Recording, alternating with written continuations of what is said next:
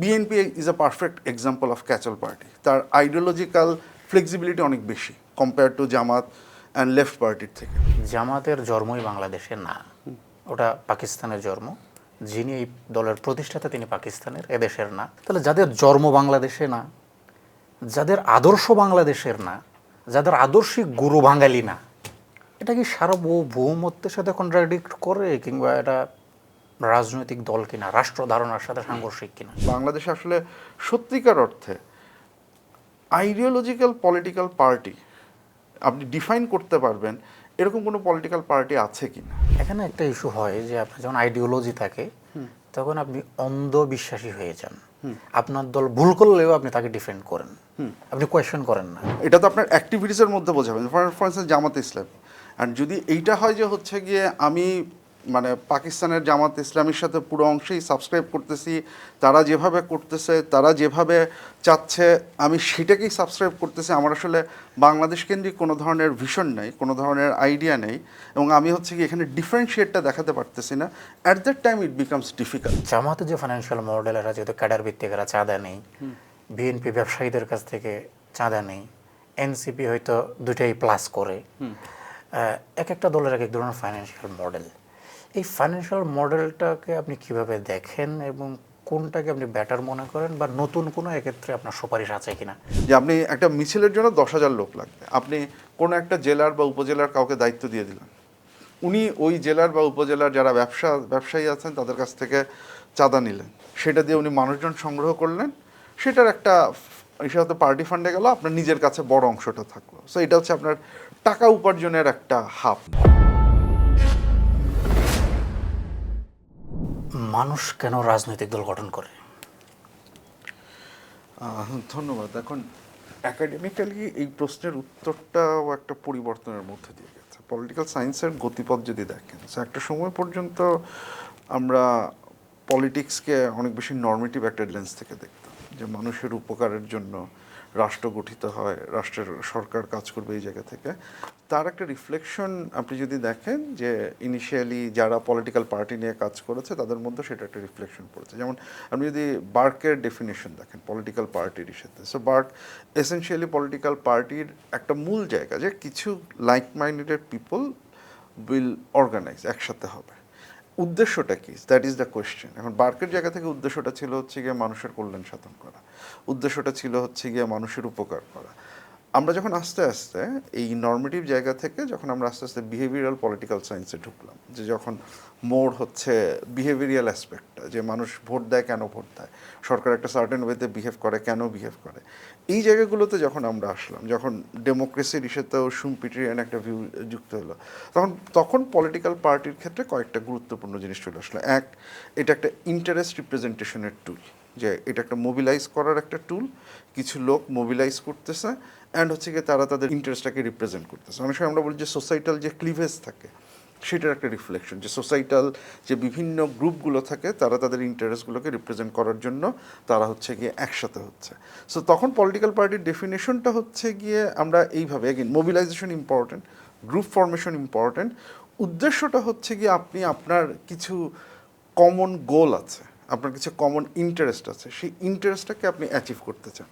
এখন আমরা যেটা অনেক সময়ই বলি যে আপনি এই যে ইন্টারেস্ট আপনার আছে, আপনি গোল অ্যাচিভ করতে চান, সেই গোল অ্যাচিভ করার উপায় কি? ক্ষমতায় আসা।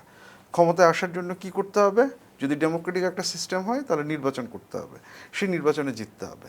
তো তাহলে এসেনশিয়ালি মানুষ, পলিটিক্যাল পার্টি একটা লাইক মাইন্ডেড পিপল, তাদের একটা নির্দিষ্ট কিছু কমন মিনিমাম আন্ডারস্ট্যান্ডিং আছে, সেইটার বেসিসে হচ্ছে তাদের কমন কিছু ইন্টারেস্ট আছে, সেই ইন্টারেস্টের বেসিসে তারা একসাথে হচ্ছে, এবং একসাথে হয়ে তারা চাচ্ছে হচ্ছে গিয়ে ইলেকশনে জিতে ক্ষমতায় আসতে, যার মাধ্যমে তারা তাদের যেই প্ল্যানটা আছে সেটাকে তারা বাস্তবায়ন করবে। তাহলে পলিটিক্যাল পার্টি গঠন করার একটা র্যাশনাল পার্সপেক্টিভ আসলে, ইটস নট অ্যাবাউট দ্যাট হচ্ছে গিয়ে পিপলের ওয়েলফেয়ার হতে পারে, আমি এটাই বিশ্বাস করি যে আমার পলিসি বাস্তবায়িত হলে মানুষের উপকার হবে, সেটা আমার বিশ্বাস, কিন্তু আমি আমার পলিসিটাকে বাস্তবায়ন করতে চাই। সেটা বাস্তবায়নের জন্য আমি একসাথে হচ্ছি, মোবিলাইজ করতেছি, মানুষকে হচ্ছে গিয়ে একসাথে নিয়ে আসতেছি, নিয়ে এসে আমি ক্ষমতায় যেতে যাচ্ছি, কারণ ক্ষমতায় যেয়ে আমি আমার পলিসিগুলোকে বাস্তবায়ন করতে পারবো। সো এখন ওই নর্মেটিভ জায়গা থেকে সরে এসে পলিটিক্যাল পার্টি ফরমেশনের অনেক বেশি প্র্যাকটিক্যাল একটা জায়গায় চলে আসছে। তখন আপনি পলিটিক্যাল পার্টিতে ঠিক আছে, আমি ক্ষমতায় আসার পরে তো আমি আমার পলিসিগুলো বাস্তবায়ন করব, কিন্তু তার আগে আমি ক্ষমতায় কিভাবে যেতে পারি, আমি হচ্ছে গিয়ে কী স্ট্র্যাটেজি নিতে পারি, আমি আমার গোলটা মানুষজনকে কিভাবে বোঝাতে পারি, এই বোঝানোর মাধ্যমে আমি কিভাবে আমার মোবিলাইজেশন বাড়াতে পারি, কিভাবে আমার সদস্য সংখ্যা বাড়াতে পারি, আরও বেশি লোকজনকে একসাথে নিয়ে আসতে পারি, সেই জায়গাটাই হচ্ছে গিয়ে পলিটিক্যাল পার্টির ফরমেশনের জায়গাটা চলে যাচ্ছে। এখনও হয়তো এইটা এলিট বা কোনো একটা পার্টিকুলার গ্রুপের ইন্টারেস্টের কাছে বন্দী হতে পারে, দ্যাটস এ ডিফারেন্ট ডিসকাশন, কিন্তু পলিটিক্যাল পার্টি ফরমেশনের উদ্দেশ্য হচ্ছে সেই ইন্টারেস্টটাকে রিপ্রেজেন্ট করে ক্ষমতায় আসার জায়গাটাতে। তাহলে পলিটিক্যাল পার্টি থেকে যদি বলি ডিফাইন করার জন্য সহজ ভাষায় what is political party? Essentially depend করবে হচ্ছে আমি যখন একটা পলিটিক্যাল প্রজেক্ট নিচ্ছি বা কোনো একটা রিসার্চ প্রজেক্ট নিচ্ছি, সেটার জন্য হচ্ছে গিয়ে পার্টিকে ডিফাইন করা। বাট আপনি যদি খুব জেনারেল সেন্সে বলি, তাহলে পলিটিক্যাল পার্টি হচ্ছে এটা একটা অর্গানাইজড মেকানিজম, যে অর্গানাইজড মেকানিজমের অন্যতম প্রধান উদ্দেশ্য হচ্ছে পারপাজের জায়গা থেকে to come in to power, to represent their interest. আমি এইভাবেই হচ্ছে গিয়ে ডিফাইন করবো পলিটিক্যাল পার্টিকে। যেমন বাংলাদেশে যে সকল রাজনৈতিক দল আছে এদেরকে কি আপনি পলিটিক্যাল পার্টি বলবেন? কারণ আমি এমন কোনো পলিটিক্যাল পার্টি বাংলাদেশে চিনি না যারা মানে ক্ষমতায় আসতে চাচ্ছে না বা ক্ষমতায় আসার ক্ষেত্রে হচ্ছে গিয়ে কারো কোনো আপত্তি আছে। So everyone wants to participate in the election, to win in the election, to come to power. At least কিছু ক্ষেত্রে তাদের একটা কমন মিনিমাম আইডিয়া আছে, এগ্রিমেন্ট আছে, যেটার বেসিসে তারা মানুষজনকে নিয়ে আসতেছে। কিছু ক্ষেত্রে সেটা আইডিওলজিক্যাল জায়গা থেকে থাকতে পারে, কিছু ক্ষেত্রে ইকোনমিক প্ল্যান বা পলিসির ক্ষেত্রে থাকতে পারে। আপনি যদি লেফট ওরিয়েন্টেড পলিটিক্যাল পার্টিগুলো বলেন, তাদের ক্লাস অ্যান্ড হচ্ছে গিয়ে ক্লাস রিলেটেড আইডিয়ার হচ্ছে গিয়ে একটা সার্টেন ইস্যু আছে। But everyone wants to come in to power, so of course those are political parties যারা হচ্ছে গিয়ে ক্ষমতায় আসতে যাচ্ছে। তাহলে বাংলাদেশে দীর্ঘদিন ধরে দুইটা রাজনৈতিক দল ছাড়া বাকিরা ক্ষমতায় আসতে পারছে না কেন? যেমন জামায়াত বলেন, সিপিবি বলেন, বিএনপি আওয়ামী লীগই ক্ষমতায় আসছে, কিন্তু অন্য যে পলিটিক্যাল পার্টিগুলো তারাও ক্ষমতায় আসতে চাইলেও তারা যদি পলিটিক্যাল পার্টি হয়ে থাকে তারা ক্ষমতায় যেতে পারছে না কেন? না, নট নেসেসারিলি। আপনার চাওয়া এবং সেটা বাস্তবায়ন দুটো তো দুই জিনিস। আপনার ইন্টেনশন যদি থাকে, আপনি যদি সেই লক্ষ্যে কাজ করেন, তাহলে তো হচ্ছে কি আপনি পলিটিক্যাল পার্টি। এখন আপনি পারছেন না, সেটার পেছনে অনেকগুলো কারণ থাকতে পারে, আমি আসতেছি সেই কারণে। তো তাতে তারা পলিটিক্যাল পার্টি না, এই কনক্লুশনে তো যাওয়া যাচ্ছে না। আপনি যতক্ষণ পর্যন্ত আপনার ইন্টেনশন আছে, আপনি ইন্টেনশন থাকার পরে আপনি পারলেন না, that's a different thing. So ওইটা দিয়ে তো আপনি এটাকে মেজার করতে পারবেন না, দুইটা জিনিস তো এক জিনিস না। ইন্টেনশন অনুযায়ী আপনি কাজ করেন নাই, না, ইটস নট কাজ করতে নেসেসারি। পারেন নাই, পারফর্ম করতে পারেন নাই। আপনি আপনি ইন্টেনশন অনুযায়ী কাজ করেছেন, বাট হইলেই যে তাতেই যে হচ্ছে গিয়ে সেটা হয়ে যাবে তা তো না। ফর ইনস্টেন্স, বাংলাদেশের ভোটিং সিস্টেমটা হচ্ছে এটা হচ্ছে ফার্স্ট পাস দ্য পোস্ট। কারণ আপনি যদি ডুভার্জার্স ল দেখেন, তাহলে ফার্স্ট পাস দ্য পোস্ট সবসময় একটা টু পার্টি সিস্টেমকে ফেভার করে। তাহলে ইনস্টিটিউশনাল একটা ব্যারিয়ার তো আপনার পুরো পলিটিক্যাল সিস্টেমে আছে। এটা যদি প্রপোর্শনাল রিপ্রেজেন্টেশন হতো, তাহলে আপনি অন্য অনেকগুলো পার্টিকে আপনি হচ্ছে গিয়ে ক্ষমতার বলয়ে দেখতে পেতেন। খুব সোজা একটা কথা, যে ধরেন আমরা যদি 2008-এর ইলেকশনের হিসাবই নিই, 2008-এর ইলেকশনের হিসাব নিলে আওয়ামী লীগের ভোটের পার্সেন্টেজ 48%-এর মতো।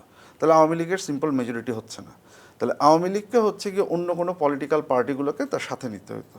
তাহলে ওই 3% ইস্যু যদি আপনি নেন, তাহলে অনেকগুলো ছোট পার্টি হয়তো ক্ষমতার মধ্যে চলে আসতো বা পার্লামেন্টে তার রিপ্রেজেন্টেশন থাকতো। সিমিলারলি আপনি বিএনপিকে যদি দেখেন, বিএনপি 2001-এর পার্সেন্টেজ হচ্ছে 40%, যদি প্রপোর্শনাল রিপ্রেজেন্টেশনে যাই।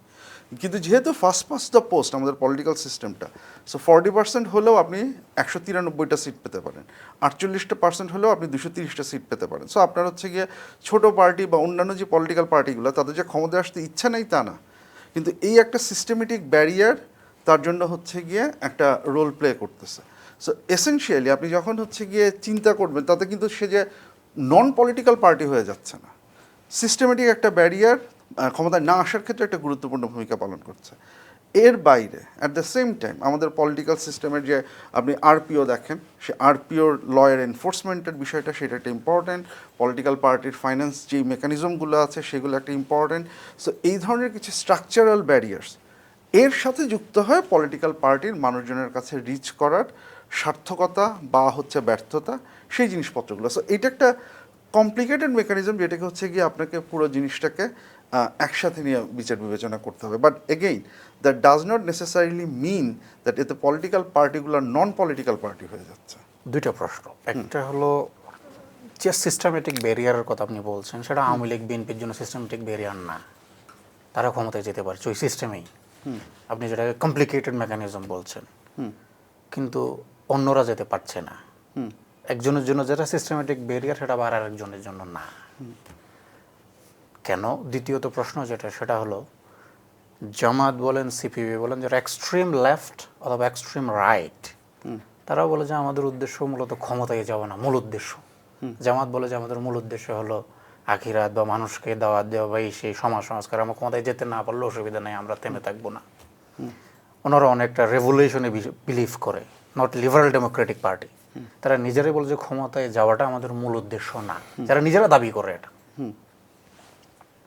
যারা বলে যে আমাদের উদ্দেশ্যই ক্ষমতায় যাওয়া, বুর্জোয়া পার্টি যারা, তারা ক্ষমতায় যাচ্ছে। তাহলে যারা নিজেরাই দাবি করে আমাদের ক্ষমতায় যাওয়াটা মূল উদ্দেশ্য না, যাদের স্ট্রাকচারটাই হলো সোশ্যাল রিফর্ম বা সোসাইটি বেসড, এরা পলিটিক্যাল পার্টি কিনা, বা এদের এখানের কারণে তারা পলিটিক্যাল পার্টি হয়ে উঠতে পারতেছে কিনা, যে দেশে তারা রাজনীতি করছে ওই দেশের যে সিস্টেম, এটার সাথেই তারা যদি অ্যাডাপ্ট করতে না পারে, তাহলে এরা পলিটিক্যাল পার্টির যে স্ট্রাকচার বা পলিটিক্যাল পার্টির যে মৌলিক জায়গাটা, ওই জায়গায় ফিট হয় কিনা আসলে। আচ্ছা, জামাত এনসিপির বক্তব্যের কথা বললেন আপনি, সিপিবি, সিপিবির ইস্যুর কথা বললেন। You can include NCP. Okay, NCP. Awami League তো নিজেকে গণতান্ত্রিক দল দাবি করে। আওয়ামী লীগ তো দাবি করে তারা গণতন্ত্র ইস্যু করেছে। একটা পলিটিক্যাল পার্টি কোনো একটা রেটরিক দিলে কি সেটা বাস্তবে পরিণত হয় বা সেটা সত্যি হয়? একটা পলিটিক্যাল পার্টির কোনো স্টেটমেন্ট মানেই তো আমরা সেটাকে হচ্ছে গিয়ে অবজেক্টিভলি নিব না। পলিটিক্যাল রেটরিক একটা জিনিস, অ্যান্ড হচ্ছে আপনি যখন সেটাকে অ্যানালাইসিস করবেন সেটা হচ্ছে গিয়ে আরেকটা জিনিস। এই জায়গাটা থেকে হচ্ছে গিয়ে আমাদের বিচার বিবেচনা করতে হবে। সো আপনার সেকেন্ড কোশ্চেনটা থেকে আমি হচ্ছে গিয়ে শুরু করি, সিস্টেমেটিক ব্যারিয়ারের জায়গাটায় হিসেবে পরে আসতেছে। জামাত এসেনশিয়ালি, আপনি যদি পলিটিক্যাল পার্টির ক্লাসিফিকেশন দেখেন, একটা সার্টেন টাইম পর্যন্ত জামাত ক্যাডার বেস পার্টি, আমরা যেটাকে বলি, জামাত একটা ক্যাডার বেস পলিটিক্যাল পার্টি ছিল। 2026-এর ইলেকশনে এসে জামাত ম্যাস মোবিলাইজেশনের দিকে যাচ্ছে। কেন আমি এটা কথা বলছি? আপনি জামাতের এমপির যে সিলেকশন সেটাতে দেখেন, সেখানে অনেক লোককেই জামাত এবার নমিনেশন দিয়েছে যারা পার্টির তাদের যে স্ট্রাকচার আছে সেই অনুযায়ী আসেনি। আপনি কুষ্টিয়া আমির হামজা সাহেবের ইসে দেখেন, উনি হচ্ছে গিয়ে পার্টির সেই ইসে ধরে উনি আসেননি, ওনাকে বাইরে থেকে নিয়ে আসা হয়েছে। এটা হচ্ছে একটা ট্রান্সফরমেশন, যে জামাত ক্যাডার বেস থেকে আস্তে আস্তে ম্যাস মোবিলাইজেশন পার্টির দিকে যেতে যাচ্ছে। সো এই যে আপনি এই ট্রান্সফরমেশনটা করতেছেন, ম্যাস মোবিলাইজেশনের দিকে আপনি যাচ্ছেন, শুধু তাই না, আরপিওর সাথে মিল রাখার সময় একটা সময় পর্যন্ত তো হচ্ছে গিয়ে জামাতের পার্টির স্ট্রাকচারে নারীর অংশগ্রহণ নিয়ে একটা জামাতের ভিন্ন মত ছিল। তারপর আরপিওতে যখন চেঞ্জ হলো, তো সেই অনুযায়ী জামাত নিজেকে অ্যাডাপ্ট করার চেষ্টা করেছে। তো আপনি এইখানে আপনার পজিশনগুলোকে আপনি কেন চেঞ্জ করেছেন? কারণ আপনি ইলেকশনে অংশগ্রহণ করতে চান। তো আপনি ইলেকশনে অংশগ্রহণ করতে চান কেন? আপনি তো হচ্ছে গিয়ে যখন বলছেন যে এই রুলসগুলো চেঞ্জ হয়েছে, বা আমার যখন বাস্তবতার তাগিদে আমার যখন ক্যাডার বেস থেকে আস্তে আস্তে ম্যাস মোবিলাইজেশনের দিকে যাওয়ার, পার্টিতে কনভার্ট হওয়ার পসিবিলিটি তৈরি হচ্ছে, তখন তো আপনি বলছেন না যে না, আমি ওই রকম না, আমার ক্ষমতায় যাওয়া আমার মূল উদ্দেশ্য না, আমি সোসাইটির মানুষজনকে বোঝাবো, আমি এই ক্ষমতার মারামারিতে আমি হচ্ছে গিয়ে আমি নাই, আমি আমার কাজগুলো করি। আপনি কি সেটা বলেছেন? বা জামাত কি সেটা বলেছে? সে বলেনি। তারা বলছে ক্ষমতা সেকেন্ডারি তাদের জন্য। কিন্তু সেই সেকেন্ডারি কাজটাকেই তো হচ্ছে গিয়ে মূল রেখেই তো হচ্ছে গিয়ে তারা প্রাইমারি অ্যাডাপ্টেশনগুলো করছেন। সেইগুলোকে মাথায় রেখেই তো হচ্ছে গিয়ে তারা আরপিও অনুযায়ীও চেঞ্জ করছেন, তাদের যে ক্যান্ডিডেট সিলেকশন সেখানে চেঞ্জ করছেন, তারা হচ্ছে গিয়ে এমপি বা এসের যে কাজগুলো সেগুলোতে চেঞ্জ করছেন, সেগুলো করছেন না তারা। চেঞ্জ না করার আগ পর্যন্ত কি পলিটিক্যাল পার্টি ছিল তারা? চেঞ্জ না করার আগ পর্যন্ত, Again, মাস মোবিলাইজেশন না করে, সেটা হচ্ছে যে আপনি যতক্ষণ পর্যন্ত একটা পার্টি, তারা কি এখন পলিটিক্যাল পার্টি হয়ে উঠছে? না, নট নেসেসারিলি। আমার মনে হয় সাইন্টিফিক্যালি কোনো একটা কিছু স্টাডি করার ক্ষেত্রে কতগুলো জিনিস আছে। যেমন আমরা ডেমোক্রেসির ডেফিনেশনের ক্ষেত্রে একটা জিনিস, একটা ডেফিনেশন ছিল যে, আমি ডেমোক্রেসির উদাহরণ নিয়ে তারপরে এখানে আসতেছি। একটা কান্ট্রি তখন ডেমোক্রেসি হয় যখন হচ্ছে গিয়ে সেখানে ফ্রি অ্যান্ড ফেয়ার ইলেকশন হয় আর অল্টারনেশন অফ পাওয়ার হয়, পাওয়ারের চেঞ্জ হয়। এই ডেফিনেশনের একটা সমস্যা হচ্ছে যে পাওয়ারের যদি চেঞ্জ না হয়, কোনো একটা দেশে ফ্রি অ্যান্ড ফেয়ার ইলেকশন হচ্ছে কিন্তু পাওয়ারের চেঞ্জ হচ্ছে না, তাহলে কি সেই দেশটা ডেমোক্রেটিক? এই ডেফিনেশনে এটা একটা সমস্যা, যে আমি যদি এইভাবে ডেফিনেশনে যাই। যেমন বতসোয়ানা নিয়ে একটা দীর্ঘ সময় পর্যন্ত একটা সমস্যা ছিল, যে বতসোয়ানায় ফ্রি অ্যান্ড ফেয়ার ইলেকশন হচ্ছে কিন্তু একটা দলে জিতে আসতেছে। ভারতের দিকে যদি তাকান, 47-এর পরে দীর্ঘ সময় পর্যন্ত কংগ্রেস একা জিতে আসছে, ফ্রি অ্যান্ড ফেয়ার ইলেকশন হয়েছে, কংগ্রেস জিতেছে, তাহলে কি ভারত কি না, ডেমোক্রেসি না? তখন আমরা যখন এটাকে ডিফাইন করি, তখন আমরা যদি এখন ধরেন ইন্ডিয়াকে, কংগ্রেস যতদিন ক্ষমতায় ছিল ততদিন পর্যন্ত যদি ইন্ডিয়াকে ডেমোক্রেসি ধরি, তাহলে আমরা ভুল করতে পারি এই অর্থে যে ধরেন কংগ্রেস কোনোবার হেরে গেল কিন্তু সে ক্ষমতা ছাড়লো না, তার মানে ইন্ডিয়া আসলে এতদিন ডেমোক্রেটিক ছিল না, কংগ্রেসের ইচ্ছার উপর হচ্ছে গিয়ে তার ডেমোক্রেসি ডিপেন্ড করতেছিল। বৎসওয়ানার ক্ষেত্রেও একই কথা। আবার যদি আমরা বলি যে না, ইন্ডিয়া নন ডেমোক্রেটিক বা বৎসওয়ানা নন ডেমোক্রেটিক, আসলে দেখা গেল কংগ্রেস হারার পরে সে ক্ষমতা ছেড়ে দিল, তাহলে আসলে ইন্ডিয়া এতদিন ডেমোক্রেটিক ছিল, আমরা নন ডেমোক্রেটিক বলে ভুল করতেছি। এরকম একটা সিচুয়েশনে আমাদের একটা ডিসিশন নিতে হয়। এই কারণে জামাতের ক্ষেত্রে এই লজিকটা আমি এইভাবে নিয়ে আসছি যে জামাত এতদিন পলিটিক্যাল পার্টি ছিল কি ছিল না, সেটা যতক্ষণ পর্যন্ত কোনো টেস্টের মধ্যে না পড়তেছে ততদিন পর্যন্ত তার মোবিলাইজেশন, তার ক্যাডার রিক্রুটমেন্ট, এটার বেসিসে আমি এটাকে পার্টি হিসেবে কনসিডার করতেছি। যখন সেই টেস্টের মধ্যে পড়লো তখন তার অ্যাকশনটা আমাকে দেখতে হবে, সে এক্স্যাক্টলি কী করতেছে। সে আইদার ঠিক আছে আমি আসলে ক্ষমতায় যেতে চাই না, তাহলে basically it was not a party, এটা পার্টি ছিল না কখনো।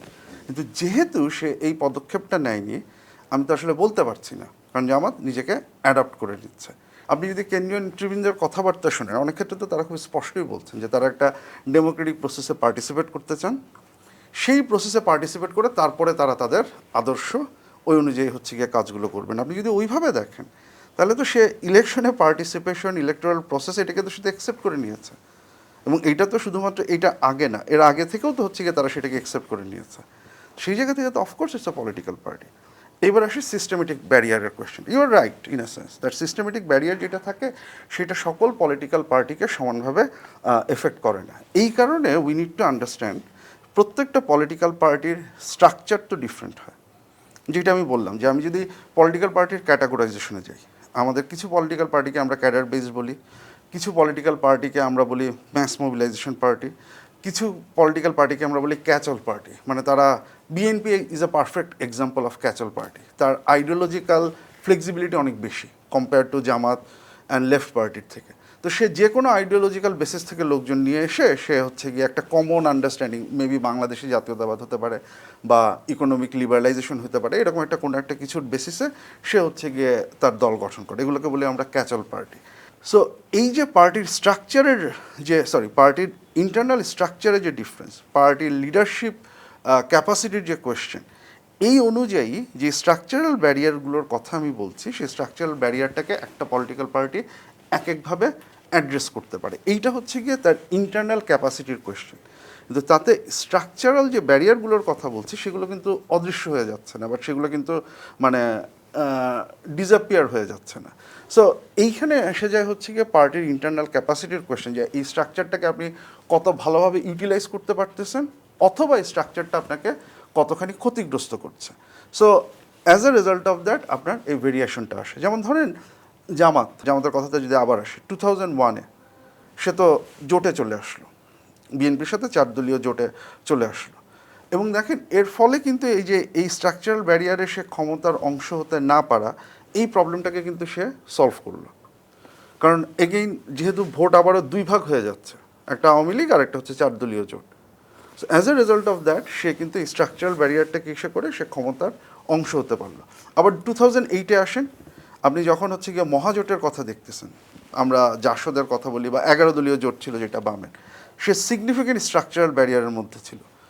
যেহেতু ফার্স্ট পাস দ্য পোস্ট, তার কোনো ইসে নেই, কিন্তু সে মহাজোটের অংশ হয়ে সে কিন্তু ক্ষমতার একটা অংশ হচ্ছে গিয়ে সে পেল। দিলীপ বড়ুয়া তখন মিনিস্ট্রি হলেন, পরবর্তীতে আমরা রাশেদ খান মেননকে দেখলাম, হাসানুল হক ইনুকে দেখলাম। এই পলিটিক্যাল পার্টিগুলো থেকে হচ্ছে গিয়ে আমরা মন্ত্রিত্ব এবং গভর্নিং প্রসেসে তার অংশ হিসেবে দেখলাম। সো পার্টি এই স্ট্রাকচারাল ব্যারিয়ারটাকে অ্যাড্রেস করার চেষ্টা করে, যে কারণে আমি বললাম যে এইটা একটা প্রসেসের মধ্য দিয়ে যায়। জামাত সিপিবি নিয়ে যেহেতু আলাপ হচ্ছে এবং তাদের সাংগঠনিক কাঠামো নিয়ে, ক্যাডার বেসড, এটা তাদের জন্য বা তাদের স্ট্রাকচার, ওটার কারণে হয়তো বেরিয়ার আমাদের সাথে, আমাদের যে এক্সিস্টিং সিস্টেম ওগুলোর সাথে। এই বিষয়টাতে আমরা আসবো যে আসলে একটা দলের জন্য সাংগঠনিক কাঠামোটা কেমন হলে বেটার, স্ট্যান্ডার্ড আসলে একটা অর্গানাইজেশনের স্ট্রাকচার কেমন, বা খুব বেশি যদি হার্ড অর্গানাইজেশনাল স্ট্রাকচার হয় সেটা প্রবলেম কিনা, ফ্লেক্সিবিলিটি দরকার কিনা, কেমন অর্গানাইজেশনাল স্ট্রাকচার বেটার। তার আগে আমি একটা প্রশ্ন অ্যাড করে দিতে চাই, সেটা হলো রাষ্ট্র ধারণটাকে আপনি কিভাবে দেখেন? রাষ্ট্রের সাথে ধর্মের পার্থক্য কোথায়? বিষয়গুলো অনেক বড় আলোচনার রাখে, কিন্তু এটার সাথে রিলেভেন্ট যে স্পেসিফিক বিষয়টা সেটার জন্য আমি এটা বলছি। সেটা হলো জামাত কিংবা সিপিবি, এই দলগুলো বাংলাদেশে রাজনীতি করলেও জামাতের জন্মই বাংলাদেশে না, ওটা পাকিস্তানের জন্ম। যিনি এই দলের প্রতিষ্ঠাতা তিনি পাকিস্তানের, এদেশের না। তিনি এদেশের মাটি, মানুষ, সংস্কৃতি সম্পর্কে কোনো ধারণা রাখেন না।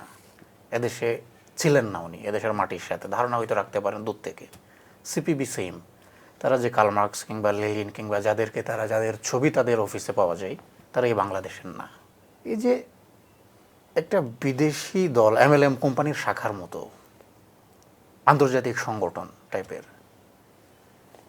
যারা এমন একটা রাজনৈতিক দল, যে রাজনৈতিক দলের প্রতিষ্ঠাই বাংলাদেশে হয় নাই, যে রাজনৈতিক প্রতিষ্ঠাতাই বাইরের, সে বাংলাদেশে রাজনীতি করছে। এটা ধর্মের ক্ষেত্রে হলো অনেক সময় মানা যায়, যেহেতু ধর্মের কোনো বাউন্ডারি নেই। রাষ্ট্রের তো একটা বাউন্ডারি আছে, এই ভূখণ্ডকে স্বীকৃতি দেওয়ার ব্যাপার আছে।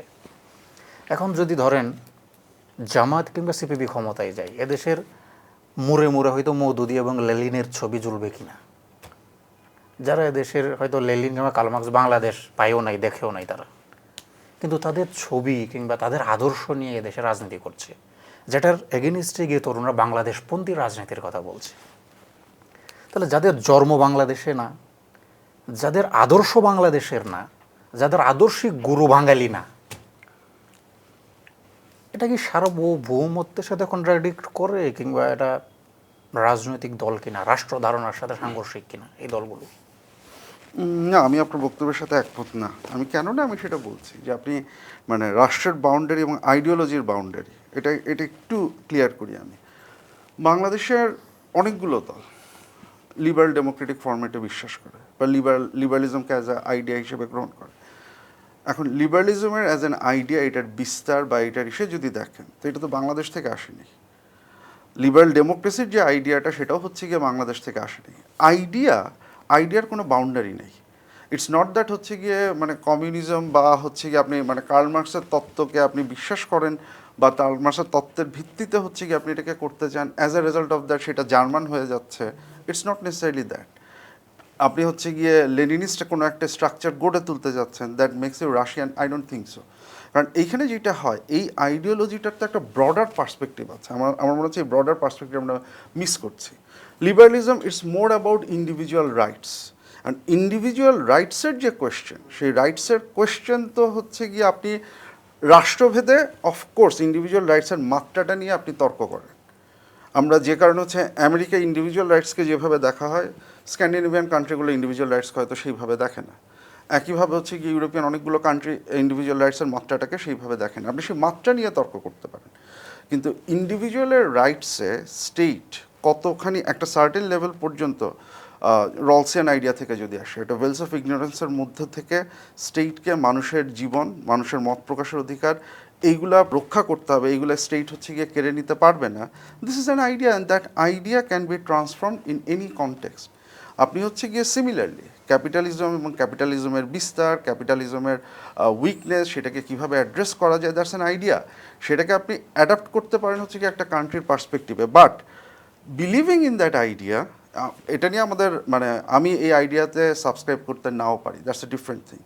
আমি লিবারাল আইডিয়াতে সাবস্ক্রাইব করতে পারি বা নাও পারি, বা আমি কনজারভেটিভ আইডিয়াতে সাবস্ক্রাইব করতে পারি বা নাও পারি। Those are important point, but এই আইডিয়াগুলোর বেসিসেই তো হচ্ছে গিয়ে আমরা স্টেটের রোল কতখানি হবে, রাষ্ট্র কতখানি হচ্ছে গিয়ে ইন্ডিভিজুয়ালের লাইফকে এফেক্ট করবে, কমিউনিটির লাইফকে এফেক্ট করবে, কতখানি হচ্ছে গিয়ে আপনার স্বাধীনতা দেবে, কোন জায়গাটায় এসে হচ্ছে গিয়ে স্বাধীনতা কেড়ে নিবে বা দিবে না, এই আইডিয়াগুলো তো হচ্ছে গিয়ে সেখান থেকে আসছে। এটাকে আমরা অ্যাডাপ্ট করছি এসে নিতে। কাজে as a result of that আইডিওলজির এইভাবে বাউন্ডারি সেট করে দেওয়া, যে এই আইডিওলজির জন্ম এই জায়গায় হয়েছে, as a result of that আমাকে কৌটিল্যর অর্থশাস্ত্র অনুযায়ী আমাকে রাষ্ট্র তৈরি করতে হবে, it's I don't think that actually একটু অ্যাড করে দিতে পারি যে আমি আইডিওলজির বাউন্ডারি সেট করতে চাচ্ছি না। আমি বলছি ধর্মের বাউন্ডারি হয় না, তার মানে আইডিওলজির বাউন্ডারি হয় না। আমি বলছি বাট মার্কসিয়ান, আপনি মার্কসিস্ট আমি সেটাই আইডিওলজির বলছি। কথা আমি বলতেছেন। বললাম যে আপনি আইডিওলজির বাউন্ডারি নাই, বাট আপনি যে জিনিসটা করছেন সেটা হলো পাকিস্তানে জন্ম নেয় একটা দল বাংলাদেশের শাখা খুলছে ওই নামে। এটা পারে কিনা? পাকিস্তানের দল, কিন্তু দলটা পাকিস্তানে জন্মাইছে, বুঝেন ব্যাপারটা। কমিউনিস্ট পার্টি হয়তো রাশিয়ায় জন্মাইছে, বা এই জন্য বলা হয় তারা চীনপন্থী কমিউনিস্ট পার্টি, রাশিয়ানপন্থী কমিউনিস্ট পার্টি, বাংলাদেশে এসে এরা নাম দিচ্ছে বাংলাদেশের কমিউনিস্ট পার্টি, বন্ধুরাও লাগাই দিতেছে। রাজনৈতিক দল রাষ্ট্র ধারণ অনুযায়ী, ভূখণ্ড লিমিটেড, এখানে ভূখণ্ড অনুযায়ী, এম্পায়ার নাই এখন, ভূখণ্ড অনুযায়ী idea is okay, ideology is okay, কিন্তু আপনি যখন বলো বাংলাদেশের কমিউনিস্ট পার্টি, জামায়াত ইসলাম বাংলাদেশ, এগেইন কোয়েশ্চেনটা হচ্ছে গিয়ে সেই জায়গাটা শাখা খুলতে পারে কিনা? না না না, এটা MLM কোম্পানির মতো। আমি হচ্ছে গিয়ে এগেইন আপনাকে খুব ইজিলি একটা পলিটিক্যাল পার্টি শাখা খুলতে পারে কিনা এরকম বিদেশ? দেখুন মানে বাংলাদেশ। আমরা এইভাবে ব্রড কোয়েশ্চেন করলে ইটস ডিফিকাল্ট ডিসকাশন ইস্যু করা, কিন্তু প্রশ্নটা হচ্ছে যেটা যে আপনি বাংলাদেশের কমিউনিস্ট পার্টির কথা বলছেন, বাংলাদেশের সমাজবাদী দলের কথা বলছেন, যারই কথা বলেন না কেন, কোয়েশ্চেনটা হচ্ছে যে এসেনশিয়ালি তার যে আইডিয়া এবং আইডিওলজিটা সেটা সে বাংলাদেশের কনটেক্সটে অ্যাডাপ্টেশন করতে পারছে কিনা। যতক্ষণ পর্যন্ত it is working on behalf of Bangladesh এবং বেসিক্যালি হচ্ছে গিয়ে তার যে আইডিয়া, তার যে ফ্রেমওয়ার্ক, তার যে স্ট্রাকচার, তো সে যখন পার্টির ম্যানিফেস্টো দিচ্ছে, সে যখন হচ্ছে গিয়ে পার্টির ইসে করছে, সেটা বাংলাদেশের ইন্টারেস্টকে ধারণ করতে পারছে কিনা, ততক্ষণ পর্যন্ত আমার মনে হয় না যে এই জায়গাটায় আমাদের যাওয়ার সুযোগ আছে। এখন যদি এমন হয় যে এসেনশিয়ালি হচ্ছে গিয়ে I am actually serving the interest of another country, এটা তো আপনার অ্যাক্টিভিটিসের মধ্যে বোঝাবেন, for instance Jamaat Islam. And যদি এইটা হয় যে হচ্ছে গিয়ে আমি মানে পাকিস্তানের জামাত ইসলামের সাথে পুরো অংশেই সাবস্ক্রাইব করতেছি, তারা যেভাবে করতেছে, তারা যেভাবে চাচ্ছে, আমি সেটাকেই সাবস্ক্রাইব করতেছি, আমার আসলে বাংলাদেশ কেন্দ্রিক কোনো ধরনের ভিশন নেই, কোনো ধরনের আইডিয়া নেই, এবং আমি হচ্ছে কি এখানে ডিফারেন্সিয়েটটা দেখাতে পারতেছি না, at that time it becomes difficult. সেটাকে হচ্ছে গিয়ে তখন আপনি হচ্ছে গিয়ে এসে করতে এই জায়গাতে এটা কি সম্ভব যে আপনি আপনার বাবা, কথার কথা ডোন্ট মাইন্ড, মানে বাবার ডিএনএ তো সন্তানের মধ্যে থাকবে, এটা খুব স্বাভাবিক, মানে আপনি আপনার বাবাকে কতটুকু অস্বীকার করবেন, কথার কথা। যার কারণে আমরা এত চেষ্টা করে বাংলাদেশের লাগাইতেছি, অথবা জামাত ইসলাম বাংলাদেশ থেকে বাংলাদেশ জামাত ইসলাম বানাইতেছি, কিন্তু এর পরেও মওদুদির বই তারা সমস্ত সিলেবাস ভরা, তাদের কিন্তু মওদুদি তাদের গুরু, বাঙালি কেউ না। প্রয়োজনে বাঙালি দুজনকে অ্যাড করে দেখাচ্ছে আমরা নিউট্রাল, কতটুকু দেখাইতে পারবেন আপনি? তারপরেও চীনপন্থী বলি আমরা কাউকে, কাউকে আমরা রাশিয়ানপন্থী বলি, এরা নিজেরাও কিন্তু এভাবে বললেন অনেকেই, কারণ তাদের জন্মই ওখানে, তারা যত কিছু পাঠ করবে, পাঠচক্র করবে, সব জায়গায় এগুলো আসে, এগুলোই পড়ায় তারা, ওই দেশের ব্যক্তিকেই তারা আইডল হিসেবে মানেন, যে ব্যক্তি এই দেশের না। তাহলে আপনি যেটা বলছেন যে ডিফারেন্সিয়েট করা, তারা যতই চেষ্টা করুক, তারা কি তাদের জন্মকে, তাদের পিতাকে তারা কি অস্বীকার করে যেতে পারবে? আমি জামাত ইসলাম এটা বলতে পারবো না, কারণ ওইটা নিয়ে আমার খুব একটা ইস্যু নেই, কিন্তু এগেইন মানে আমার যেমন আমি সিপিবির অফিসে গেলাম, তাদের ওখানে আমি বাংলাদেশি দুই একজন দেখা যাচ্ছে, পরে সব জায়গায় ছবি হলো লেনিনের, সব জায়গায় ছবি হলো মার্কসের। তারা বাংলাদেশের বাঙালি কোনো আন্দোলনের যারা সোরার দিয়ে কিংবা একে বাংলা ফজলুল হক, এদেরকে মার্কস কিংবা লেনিনের উপরে প্রায়োরিটি দিয়ে রাখে নাই তারা, তাদের প্রায়োরিটি মার্কস লেনিন, যে এদেশের না। তো আমার যে প্রশ্নটা সেটা হলো, আমি আইডিওলজিকে বাউন্ডারি করছি না, আমি আইডিয়াস নেয়ার পক্ষে, কিন্তু বাংলাদেশ রাষ্ট্র হিসেবে এটা একটা ভূখণ্ড, এটা একটা রাষ্ট্র, বিদেশে জন্ম নেয় একটা দল, যেমন আমেরিকা। আমেরিকা তো বাংলাদেশের তাহলে রাজনৈতিক দল গঠন করতে পারে কালকে, এখন সে বলবে যে আমি এদেশের স্বার্থ রক্ষা করি, সে দেখাবে আপনাকে, অনেক সময় প্রমাণও করবে তারা, কিন্তু সে এরকম হলে তো আমরা বিদেশ থেকে হায়ার করে না বাংলাদেশের প্রধানমন্ত্রী বানাই দিতে পারি। বিদেশে একটা রাজনৈতিক দল, নাম দিচ্ছে রাজনৈতিক দল, এটা আমার মনে হচ্ছে বাংলাদেশ শাখা খুলতে পারে কিনা রাজনৈতিক দল। আমি তো আপনার এই মানে কনসেপ্টটার সাথে একমত না। আপনি যে পলিটিক্যাল পার্টিকে এইভাবে রাজনৈতিক শাখা খোলার কথা বলছেন, আমি আপনার এই আইডিয়াটার সাথে একমত না। এটা করছে কিনা আসলে কেউ? না, আমার কাছে জামাত ইসলাম বাংলাদেশ কি পাকিস্তান বাংলাদেশের শাখা কিনা? আমি যেটা বলছি আবারও, যেমন আপনি বললেন যে আপনি সিপিবির অফিসে যে এগুলো দেখেছেন, দ্যাটস ফাইন। আপনি সিপিবির পার্টি লিটারেচারগুলো দেখেছেন কিনা? আপনি হচ্ছে গিয়ে প্রত্যেকটা আন্দোলন, প্রত্যেকটা ইস্যুতে সিপিবির নিজস্ব ব্যাখ্যা বিশ্লেষণ আছে, আপনি সেটা দেখেছেন কিনা? I am just asking that সেই জিনিসপত্রগুলোর বিশ্লেষণটা তারা যেভাবে করেছে আপনি সেটা দেখেছেন কিনা? আর সেটা তারা আমি দেখেছি, তারা যে বাংলাদেশের অ্যাড করলো, বাংলাদেশ কনটেক্সটে তারা কমিউনিজম বাস্তবায়ন করতে চায়। হ্যাঁ, আপনি এই যেটা বললাম যে আইডিয়া, এটা তারা বলতে চায়, একটা তো গ্লোবাল আইডিয়া আছে। আপনি যখন লিবারাল ডেমোক্রেসি বাস্তবায়ন করতেছেন, আপনি একটা গ্লোবাল আইডিয়াকে বাস্তবায়ন করতেছেন না? আপনি যখন লিবারাল ডেমোক্রেটিক ফ্রেমওয়ার্ক তৈরি করতেছেন, চেকস অ্যান্ড ব্যালেন্স হিসেবে করতেছেন, এটা একটা গ্লোবাল আইডিয়া না? সো সেই গ্লোবাল আইডিয়াটাকে দেন হচ্ছে আপনি আপনার কান্ট্রির পার্সপেক্টিভে নিয়ে আসতেছেন। So essentially as a result of that, আমি যে কারণে বলছি, যে কারণে আমি বললাম যে জামাতের আমি ওটা বলতে পারবো না, কারণ আমি ওটা জানি না, কিন্তু সিপিবি বা এর ক্ষেত্রে আপনার সিপিবি কমিউনিস্ট পার্টিটা ও কি জামাতের মতোই না, লেনিনিস্ট অর্গানাইজেশন, তাই না? অর্গানাইজেশনাল তাদের স্ট্রাকচার, ভিত্তিক। আবার আমরা লেনিন বা আমরা কার্ল মার্কস আমরা শাখা করলো কিনা দুইটা এরা? জিনিস, অর্গানাইজেশনাল স্ট্রাকচার এবং আইডিওলজি। আমরা যেটা নিয়ে কথা বলছি আইডিওলজির বাউন্ডারি নাই। না না, আমি শেষ করি, আমরা কথাগুলো একটা একটা করে শেষ করি। যদি দুইটা মিলাই ফেলাই তাহলে আসলে হচ্ছে গিয়ে ডিসকাশনটা খুব ইস্যু হয়ে যাচ্ছে। আমরা কথা বলতেছিলাম যে ইনিশিয়ালি পার্টি যখন হচ্ছে গিয়ে কোনো একটা আন্দোলনকে তার অংশগ্রহণ বা কোন সেটা যখন সে অ্যানালাইজ করতেছে, সে হচ্ছে গিয়ে তার নিজস্ব দৃষ্টিভঙ্গি সেখানে আনতেছে কিনা, এবং at the same time that Marxist যে আইডিয়া সেটারও তো সার্টেন ক্রিটিসাইজ কমিউনিস্ট পার্টির বিভিন্ন জায়গা থেকেই আসছে, সেটার ভেতর থেকেই তো আসছে। সেই জিনিসপত্রগুলোকে আপনি কতখানি অ্যাডাপ্ট করে নিয়ে আসতেছেন, so that is very important. আমি personally I am a liberal, তা আমি হচ্ছে কি একটা লিবারাল স্টেট দেখতে চাই। এখন আমি যদি সেটার জন্য ইচ্ছা করি, তাহলে does that actually make me an US political পার্টির, ডেমোক্রেট পার্টির আমি একটা শাখা খুলে ফেলতেছি, does that make that? Not মানে নেসেসারি। জামাত ইসলাম কি পাকিস্তান জামাত ইসলাম শাখা না? জামাতেরটা নিয়ে আমি খুব ডিটেলস জানি না, না জেনে আমি আসলে ওইটাতে যেতে চাচ্ছি না। সো যদি সেটা হয়, হতে পারে, I have no idea. CPB বা অন্য পলিটিক্যাল পার্টির ক্ষেত্রে এই পার্টির ধরেন কাউন্সিল যখন হয়, এই পার্টির নেতা যেটা হবে, এইটা কি মানে অতীতেও এইটা কি চীনের যে কমিউনিস্ট পার্টি তারা ঠিক করে দিছে? Did they decide that? No one knows. না, নো ওয়ান নোজ এর তো কোশ্চেন। আপনি পার্টির যেই ইসে আছে, এটার উপর একটা ইনফ্লুয়েন্স ইমপ্যাক্ট আছে কিনা আপনি বলতে পারেন না। পার্টির যেটা আছে, আপনি তো আপনার আদর্শিক না, গুরু না, কে? আপনি যখন কোথায় আদর্শিক গুরুর কার ছবি আপনি রাখেন এবং সে কাদের সাথে আপনি অ্যালাইন করেন? আপনি তো আইডিওলজির সাথে স্ট্রাকচার দুটোকে মিলাই ফেলতেছেন। চীনপন্থী, মার্কিনপন্থী বা রাশিয়ানপন্থী আপনি নিজেই বললেন। আইডিয়ার সাথে তো আপনি স্ট্রাকচারকে মিলাই ফেলতেছেন। এখন কোশ্চেন হচ্ছে গিয়ে ওই জায়গাটাতে। না, আমি আইডিওলজি না, বাউন্ডারি না, নাই। তাহলে তো আপনি এটা আর বলতে পারেন না, দুইটা তো দুই রকম কথা হয়ে গেল। কিন্তু এখন যদি হয় যে লেটস সে রাশিয়ান যে কমিউনিস্ট পার্টি ছিল, তারা ডিসিশন নিছে যে 1900 হচ্ছে গিয়ে 54 সালে, 55 সালে, 56 যখন কাউন্সিল হচ্ছে, আমার এক্সাক্ট টাইমটা মনে নেই, এই সময় এটার নেতা হবে নিনি। Is that the case? No. জামাতের ক্ষেত্রে আমি জানি না যে এটা হয়েছে কিনা। অ্যাজ লং অ্যাজ পার্টি হচ্ছে গিয়ে তার একটা দেশকেন্দ্রিক ইস্যুতে করতেছে, আমি তো সেটাকে এইভাবে শাখা খোলা, I don't necessarily agree with that perspective. Okay, তার মানে আমি কনক্লুশনে যদি আসি, আপনি লিবারাল বলেন, আমি জানি না একটা সভরেন স্টেটে লিবারালিজমের আসলে লিমিট কতটুকু, আপনি কতটুকু লিবারাল হইতে পারবেন, এটা একটা কোয়েশ্চন। লিবারাল এটা একটা কোয়েশ্চন যে আপনি লিবারাল হইতে গিয়া সভরেন্টিটাকে কতটুকু পর্যন্ত এটা যাইতে পারে। আমার একটা লেখা আছে ডক্টরিন অফ রিজনেবল সভরেন্টি নামে, রাশিয়া এবং ইউক্রেনের ওয়ারের ক্ষেত্রে। তো এটা একটা কোয়েশ্চন। আপনি বলছেন extreme liberal is a big concerning question, এটা অন্য প্রশ্ন, আলোচনা ডিপ।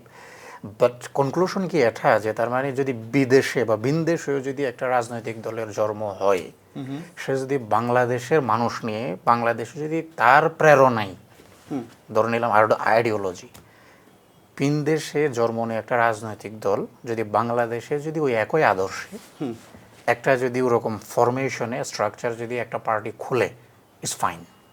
না, ভিন দেশে জন্ম হওয়ার কোশ্চেন আসতেছে কেন? মানে একটা পার্টি, না, কমিউনিস্ট পার্টির প্রেরণা তো ভাই রাশিয়া বা চীন। সেটা হোক, কিন্তু প্রশ্ন হচ্ছে যে এইখানে যখন সে স্ট্রাকচারটা তৈরি করতেছে, সে কি এই জিওগ্রাফির মধ্যে থাকতেছে না রাশিয়াতে থাকতেছে?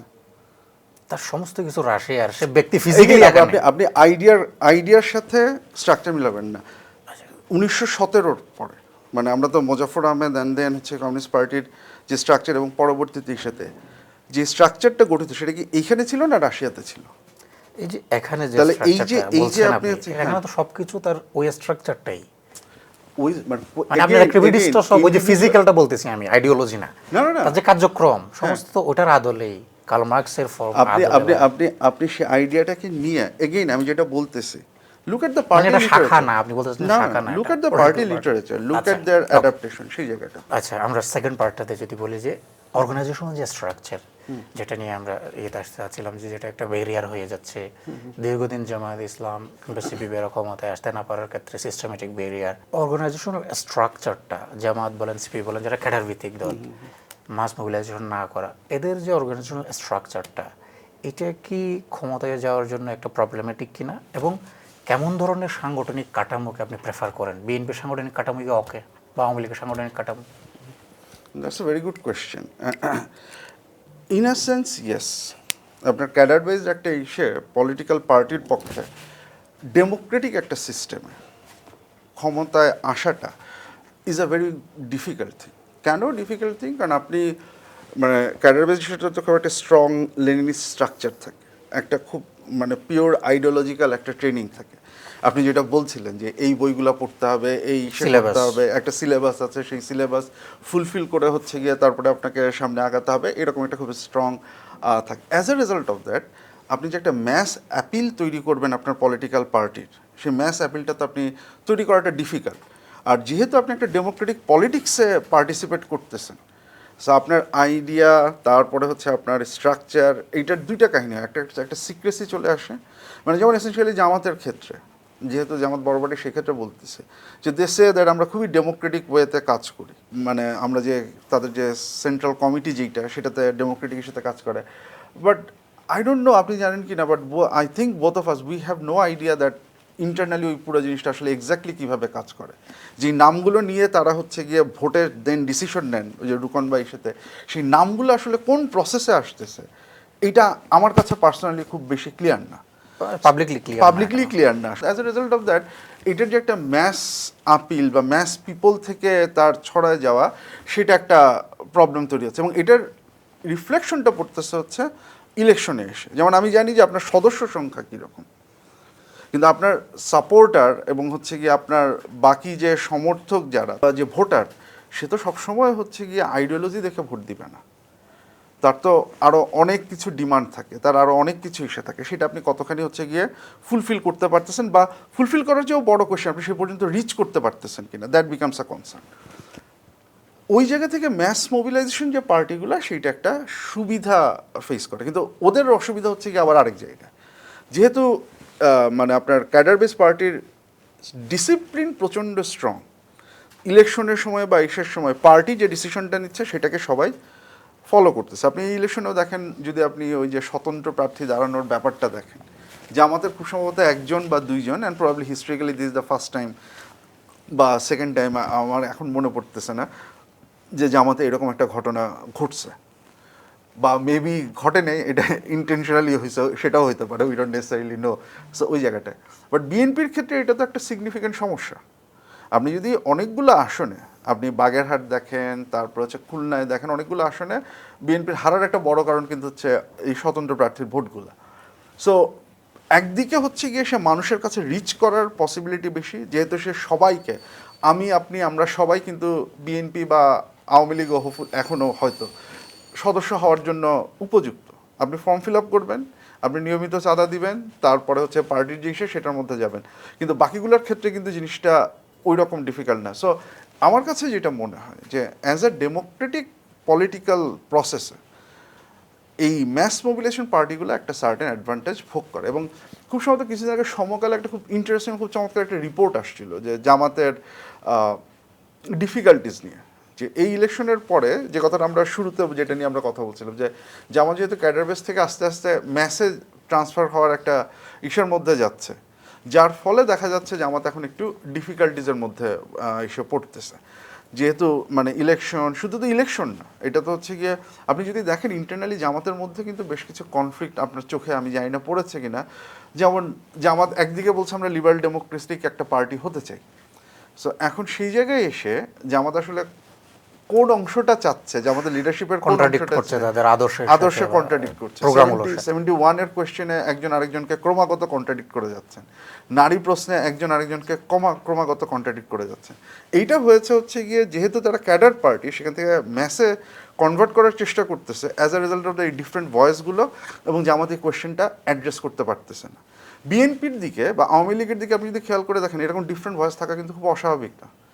আপনি আওয়ামী লীগের ক্ষমতায় যখন ছিল, লতিফ সিদ্দিকী, আপনার মনে আছে কিনা, হজ বা এই সংক্রান্ত একটা কিছু ইসে বললেন, এখানে প্রচুর লোকজন আছে যারা ওই মতামতকে সাবস্ক্রাইব করে। আবার এর বিপরীতে একদম রিলিজিয়াস ইস্যু সেরকম প্রচুর লোকজন আওয়ামী লীগে আছে। সো এইরকম ডিফারেন্ট পয়েন্ট অফ ভিউজকে আপনি একসাথে নিয়ে চলতে পারেন। মেবি 71 হচ্ছে আপনার আওয়ামী লীগের ক্ষেত্রে আপনার আদর্শের জায়গা, বিএনপির ক্ষেত্রে বাংলাদেশি জাতীয়তাবাদ হচ্ছে গিয়ে আপনার আদর্শের জায়গা, এরকম একটা মিনিমাম ইস্যুতে করে। কিন্তু জামাতের পক্ষে ওই জিনিসটা হচ্ছে গিয়ে ডিফিকাল্ট, যে কারণে আমার মনে হয় যে ওই যেটা বললাম যে ডেমোক্রেটিক একটা প্রসেসে ম্যাস মোবিলাইজেশন পার্টিগুলো একটা অ্যাডভান্টেজ পজিশনে থাকে। রাজনৈতিক দল হওয়ার জন্য আপনি যে স্ট্যান্ডার্ড সেট করলেন, এটার মূল জায়গাটা বললেন যে ক্ষমতায় যাওয়ার ইন্টেনশন। তাহলে ক্ষমতায় যাওয়ার ইন্টেনশন অনুযায়ী উপযুক্ত যে ধরনের স্ট্রাকচার ডিজাইন করা উচিত, তার মানে সেটা জামাতের স্ট্রাকচারটা ফিট করে না খুব একটা, যার কারণে এতদিন ধরে এখন করতেছে, এখন ধীরে ধীরে করার চেষ্টা করতেছে চেষ্টা করছে। তার মানে এই যে স্ট্রাকচারটা, এই স্ট্রাকচারটা বাংলাদেশের রাজনীতির জন্য অন্তত ফিট না, ইজন্ট ইট বলা যাবে না? বাংলাদেশের রাজনীতির জন্য হানা বলা যাবে না? না, আমার মনে হয় না যে হানা, কারণ যেটা একটা যে আসলে যেমন বিন এক্সট্রিম লেফট এবং রাইট, এদের যে organisational structure, is it fine to do politics? Extreme left যদি বলেন বা extreme রাইটও, CPB, Jamaat Islami example, Jamaat Islami বা সিপিবি কে আপনি এক্সট্রিম বলতে পারবেন? মানে ক্যাডার ভিত্তিক একদম সব কিছু সিলেবাস, ক্যাডার একদম একটা মানে হার্ডকোর সব কিছু একদম ওরকম না, কিন্তু এট দ্য তারা কি সেম লিবারাল? মানে তারা, আমি যেটা হচ্ছে, আপনি যদি লেফট রাইট কন্টিনিউয়ামে রাখেন তাহলে এসেনশিয়ালি একদম এক্সট্রিম পজিশনে তারা আসলে যায় না, কারণ এক্সট্রিম পজিশনে আপনি এই যে জামাতের কিছুই আপনি জানেন না, এটা কি এক্সট্রিম না? যে মানে তারা কিভাবে কাজ করে আমরা পাবলিকলি কিছু জানি, একটা পলিটিক্যাল পার্টি। আমি বলতেছি যে ধরেন আমি কম্পেয়ারটা যদি আসি, যেমন বাংলাদেশে একটা সময় আপনি জানেন যে আমাদের কিছু অঞ্চলে কিছু পূর্ব বাংলা কমিউনিস্ট পার্টি বা এই সাথে ছিল, সরবরাহ ছিল, যারা একদম রেভলিউশন বা সমাজ ইসের করতো। আপনি যদি এই দিকে আসেন, ডান দিকে আসেন, তাহলে আমরা ডান দিকেও হচ্ছে গিয়ে জিএমবি বলেন বা হিজবুত তাহরির এরকম extreme in a structure sense, organisational structure. আচ্ছা, আপনি তাহলে ক্যাটাগরিটা করতেছেন হচ্ছে তাহলে আমরা লেফট রাইটে না যাই, কারণ হচ্ছে কি আপনি একদিকে হচ্ছে ম্যাস মোবিলাইজেশন হচ্ছে আপনার একদম, আরেকদিকে হচ্ছে একদম ক্যাডার বেসড হচ্ছে এক্সাম্পলের জন্য বললাম। ওকে ওকে ওকে। আচ্ছা, সেই ক্ষেত্রে যেটা হচ্ছে যে ইউ আর রাইট, আমার কাছে মনে হয় যে বাংলাদেশের পলিটিক্সের সাথে এটাকে ফিট ইন করা ডিফিকাল্ট, বাট আমার কাছে যেটা মনে হয় যে পলিটিক্যাল পার্টিগুলো এটা থেকে একটা লার্নিং নিচ্ছে, তাদের স্ট্রাকচারালি অ্যাটলিস্ট হচ্ছে গিয়ে কিছু জায়গায় চেঞ্জ বা ইসে করার বা ম্যাস মোবিলাইজেশনে যাওয়ার হচ্ছে গিয়ে এসে চেষ্টা করছে। But I think you are right that এই স্ট্রাকচারটা, অর্গানাইজেশনাল স্ট্রাকচারটা matters. I think organisational structure matters. আচ্ছা, পলিটিক্যাল আইডিওলজিগুলো এক একটা দলের এক রকম পলিটিক্যাল আইডিওলজি, যেটা নিয়ে আমরা আলাপ করছিলাম, বাউন্ডারি সেট করা বা না করা নিয়ে। এই যে বিভিন্ন দলের বিভিন্ন রকম পলিটিক্যাল আইডিওলজিগুলো, এই আইডিওলজিগুলোকে আপনি কিভাবে দেখেন? বা একটা রাজনৈতিক দলের আসলে স্ট্রং বা ফিক্স আইডিওলজি থাকা উচিত কিনা, নাকি বিএনপির মতো ফ্লেক্সিবল হওয়া উচিত, বাংলাদেশকে ধারণ করে বাংলাদেশি জাতীয়তাবাদে এরকম আইডিওলজি উচিত? বা কিছু রাজনৈতিক দল আসছে এখন, এনসিপির আইডিওলজি কি অনেকে হয়তো জানে না, তারা সেন্ট্রিস্ট বলে, আবার এবি পার্টি না কোন একটা পার্টি, এরা বলে এরা অধিকার ভিত্তিক রাজনৈতিক দল, এরা কোনো আইডিওলজি যাবে না, মতবাদ সব শেষ করে দিচ্ছে, post ideological political party. What do you think about that? What's your take on that? I think that at a minimum level, you need some certain kind of ideology to define your political party. মানে এটা মানে যেটা হচ্ছে যে এইখানে অনেক কিছুই, এখানে আমি এক অর্থে I want an ideology, but এটাকে আমি খুব ফ্লেক্সিবল একটা জায়গায় যেতে চাই না। মানে আমি উদাহরণ দিই, যেমন ধরেন এনসিপির কথা বললেন, NCP claims that it's a centrist party, but যে জিনিসটা আমি 2024-এর পর থেকেই জানতে চাচ্ছি এবং বলে আসতেছি সেদের, they need to define what centrism is. আমি এই ধরনের এত ফ্লেক্সিবিলিটি আমি চাই না পলিটিক্যাল পার্টির মধ্যে, ইট বিকামস কনফিউজিং দ্যাট হচ্ছে কি আসলে সেন্ট্রিজমটা কি, what do you mean by centrist ideology, যে এইটা আসলে কি। সেন্ট্রিস্টের ডেফিনিশন এটা হতে পারে না যে আমি লেফটও নাই আমি রাইটও নাই, কারণ আমরা যখন কথা বলছি দেখেন লেফট রাইটের ডেফিনেশনেরও তো একটা ব্যাপার আছে।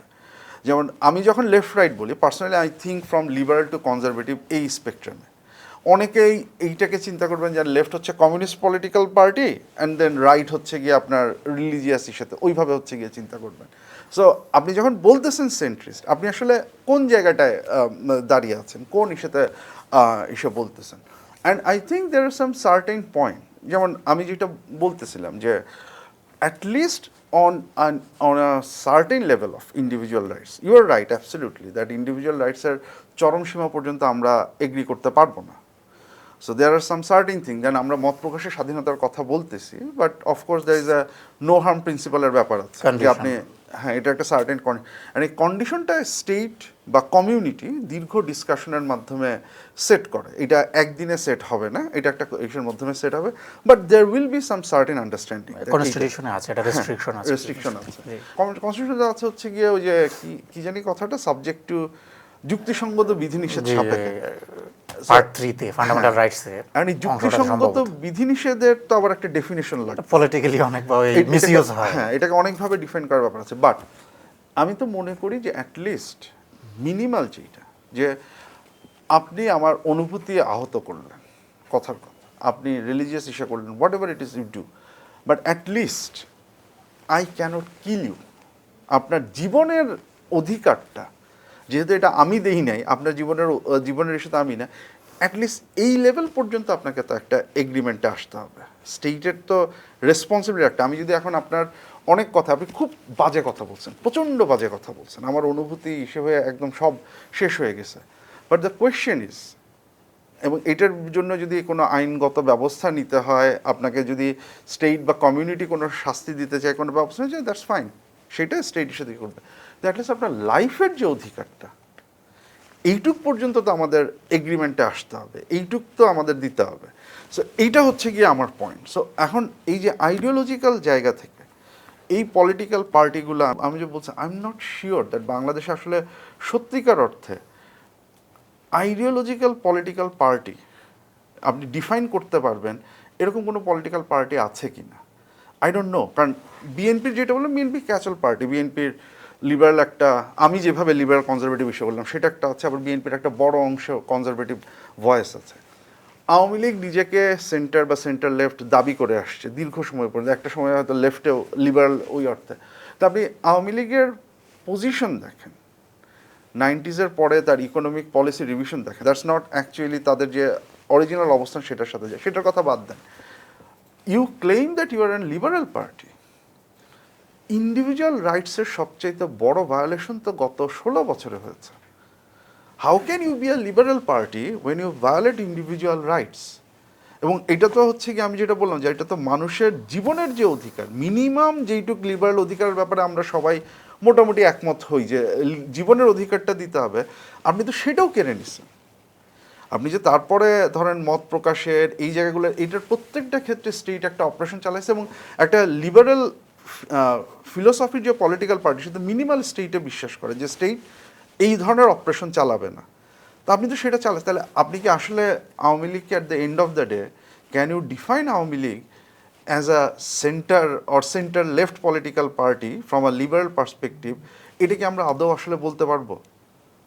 বরং আওয়ামী লীগ তো আমার মনে হয় শেষের দিকে অনেক বেশি এই ক্যাচুয়াল পার্টি হয়েছে।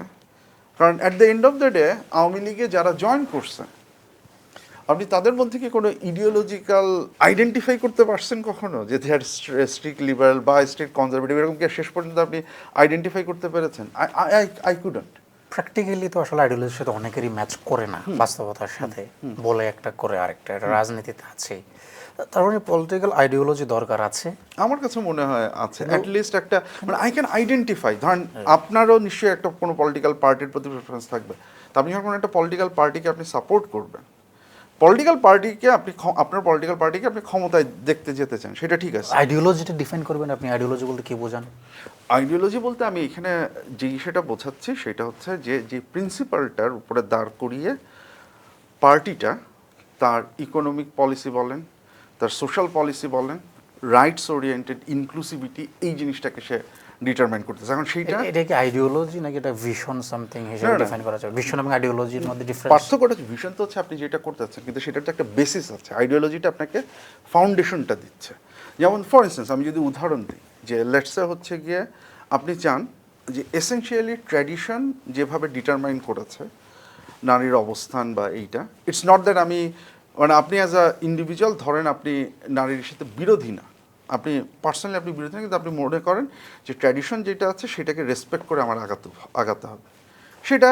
এখন এই যে আপনি এই ভিশনটা, কিন্তু আপনার ফাউন্ডেশনটা হচ্ছে আপনি ট্র্যাডিশনটাকে বা সোসাইটাল যেই ভিশনটা আছে বা সোসাইটাল যে পজিশনটা আছে সেইটার উপরে নির্ভর করে আপনি আগাচ্ছেন। এই যে সোসাইটাল জায়গা থেকে আপনি আগাচ্ছেন, you are not against change, কিন্তু আপনি বলতে চাচ্ছেন যে এই সোসাইটির যে রিয়েলিটিটাকে সেটাকে একসেপ্ট করে আমার সামনে আগানো উচিত। এইটা আপনার হচ্ছে foundation. So you are a conservative, আপনি ওই জায়গা থেকে। On the other hand, you think that, okay, society doesn't have to say anything about it. It's about rights, it's about her choice. আমি চাপাই দেবো আমার চিন্তা। না, আমার চাপ না, ইটস নট চাপায় দেওয়া, আমি চাপাই দিব না, বরং এটা ইম্পর্টেন্ট। কনজারভেটিভ জায়গা থেকে বরং অনেক বেশি চাপানোর কোয়েশ্চেন আসে, কারণ সোসাইটি এটা চাচ্ছে, সো এইভাবে করতে হবে। লিবারেলের জায়গা থেকে তো সেটা নাই, লিবারেলের জায়গা থেকে ইস্যুটা হচ্ছে আপনি চাচ্ছেন, আপনি সোসাইটিটাকে ফলো করাটাকে কনজারভেটিভ বলছেন। কারণ সোসাইটি, আপনি বার্কিয়ান কনজারভেটিভ ইস্যুতে আসেন। Burke was very concern about French revolution, ঠিক আছে? এডমন্ড বার্কের প্রধান কাজের একটা গুরুত্বপূর্ণ কাজ ছিল ফ্রেঞ্চ রেভলিউশনের ইস্যুতে। Why was that? It's not because that revolution যে সিস্টেমেটিক চেঞ্জ নিয়ে আসছে সেটাতে না, ইটস মোর অ্যাবাউট দ্যাট এইটার ফলে যে ক্যাওটিক একটা সিচুয়েশন হয়েছে, সেই ক্যাওটিক সিচুয়েশনটাকে হচ্ছে গিয়ে উনি ইসে করতে যাচ্ছেন। উনার কথাটা হচ্ছে এই বার্কিয়ান কনজারভেটিভের মূল জায়গাটা হচ্ছে স্টেবিলিটিটাকে প্রিজার্ভ করা। একটা স্টেবল সোসাইটিকে আমি আনস্টেবল করব না, এই জায়গা থেকে হচ্ছে গিয়ে ইস্যুটা আসতেছে। এই যে এটাকে আপনি conservative define that is the classical conservative definition. সমস্যা হচ্ছে আমরা যখন এখন কথাবার্তা বলি এই ক্লাসিক্যাল কনজারভেটিভ ডেফিনিশন থেকে আমরা অনেক বেশি হচ্ছে গিয়ে সরে যাই। So as a result of that's not unacceptable position. এটা তো খুব আনএক্সেপ্টেবল পজিশন না, একটা মানুষ তো সোসাইটাল স্টেবিলিটিটাকে প্রেফার করতেই পারে, ঠিক আছে? লিবারেল সেটা তো অন্য জায়গায়। লিবারেলের গোলটা কি?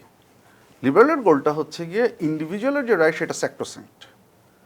As a result of that আপনি আপনার এই পার্টিকুলার রাইটটাকে চাচ্ছেন, অ্যাজ লং অ্যাজ আপনার রাইটটা আমার রাইটটাকে ক্ষতি করতেছে না, নো হার্ম প্রিন্সিপাল, জন স্টুয়ার্ট মিলের, ততক্ষণ পর্যন্ত এখানে স্টেটের ইন্টারফেয়ার করার কিছু নেই।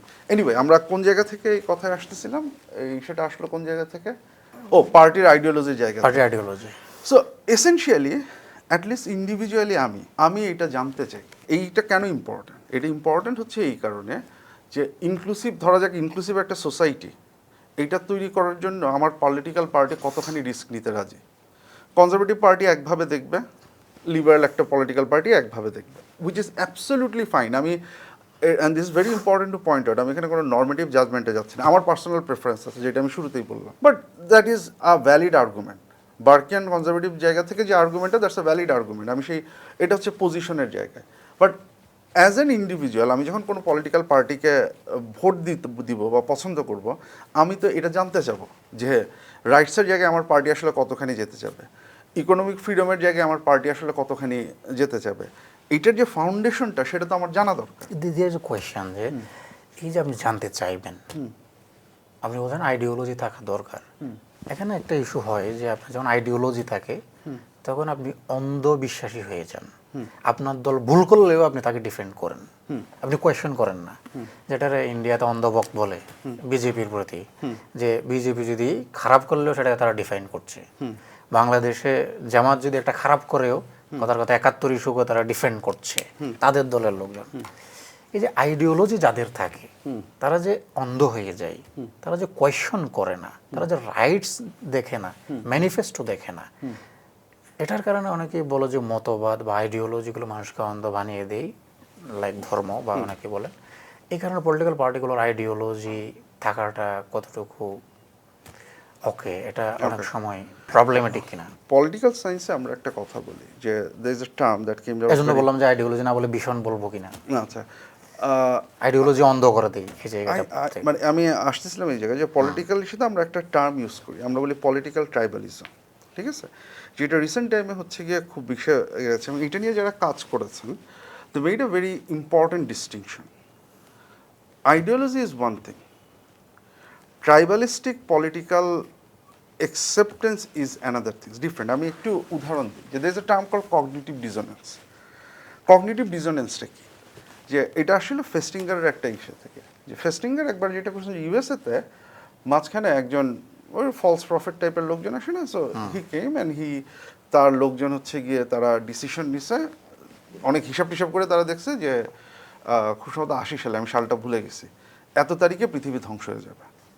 So they all get ready, যে পৃথিবী ধ্বংস হয়ে যাচ্ছে এতটা সময়, রাত ১২টার সময়। তো Festinger was kind of observing that group. তারা সবাই ইসেতে বসছে, ড্রয়িং রুমে বসছে, আর ১২টা বেজে গেছে, পৃথিবী ধ্বংস হয়নি। তো একজন বললো যে আচ্ছা এই ঘড়িটা মনে হয় স্লো, তো তারা আরেক রুমে গেল, পৃথিবী ধ্বংস হয়নি। তো সবাই হচ্ছে গিয়ে হাল ছেড়ে দিয়ে হচ্ছে গিয়ে চলে গেল। তারপর দিন they came up with another idea, সেটা হচ্ছে যে আসলে পৃথিবীর ধ্বংস হওয়ারই কথা ছিল। এই যে আমরা বিশ্বাস করছি ধ্বংস হবে, এটার কারণে আমরা যে প্রার্থনা করছি, এই কারণে পৃথিবী বেঁচে গেছে। তো যখন হচ্ছে কোনো একটা পার্টির কোনো একটা অ্যাকশন আমার আইডিয়ার সাথে মিলতেছে না, বা পার্টি তার যে আইডিওলজি আছে সেটাকেই সে ধারণ করতেছে না, তখন অনেক সময় যেটা করি হচ্ছে এই ডিসোনেন্সটা আমি করি। আমি ইনফরমেশন বা এভিডেন্সকে সত্যি ঘোষণা না করে আমি বরং হচ্ছে গিয়ে একটা উল্টা একটা যুক্তি নিয়ে আসি, যে যুক্তি দিয়ে আমি সেটাকে ডিফেন্ড করার চেষ্টা করি। দ্যাটস নট আইডিওলজির ভুল। এগেইন আমি আওয়ামী লীগের পয়েন্টে চলে আসি।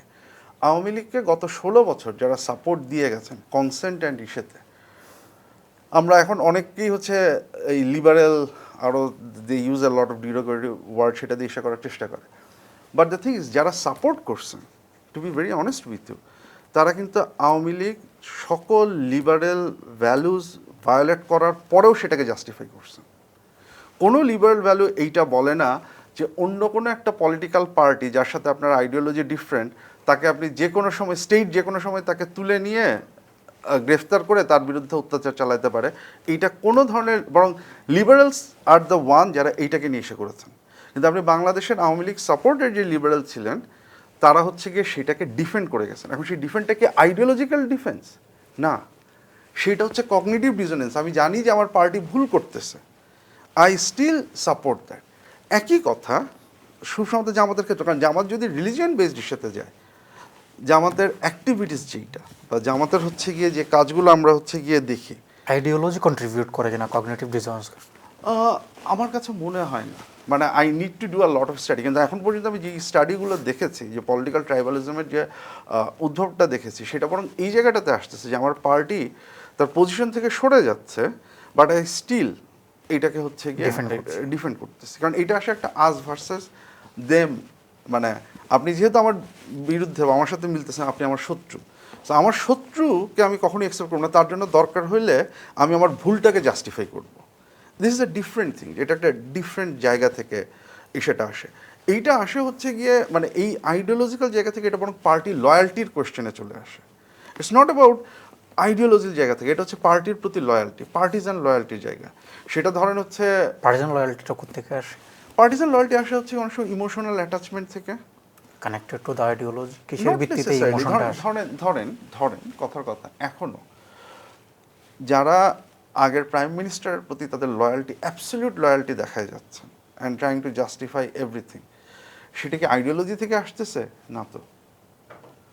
এটা তো কোনো ধরনের কোনো আইডিওলজিক্যাল পজিশন থেকে আসতেছে না। এটা তো আসতেছে হচ্ছে গিয়ে খানিক ক্ষেত্রে পার্সোনাল অ্যাটাচমেন্ট, খানিক ক্ষেত্রে তার বাবার ওই লোকটার সাথে পার্সোনাল কি অ্যাটাচমেন্ট আসতেছে হচ্ছে ইমোশনাল জায়গা থেকে, কিছুটা আসতেছে হচ্ছে গিয়ে তার বাবার প্রতি তার মুগ্ধতা, যেইটা ট্রান্সফার হয়েছে হচ্ছে গিয়ে তার প্রতি।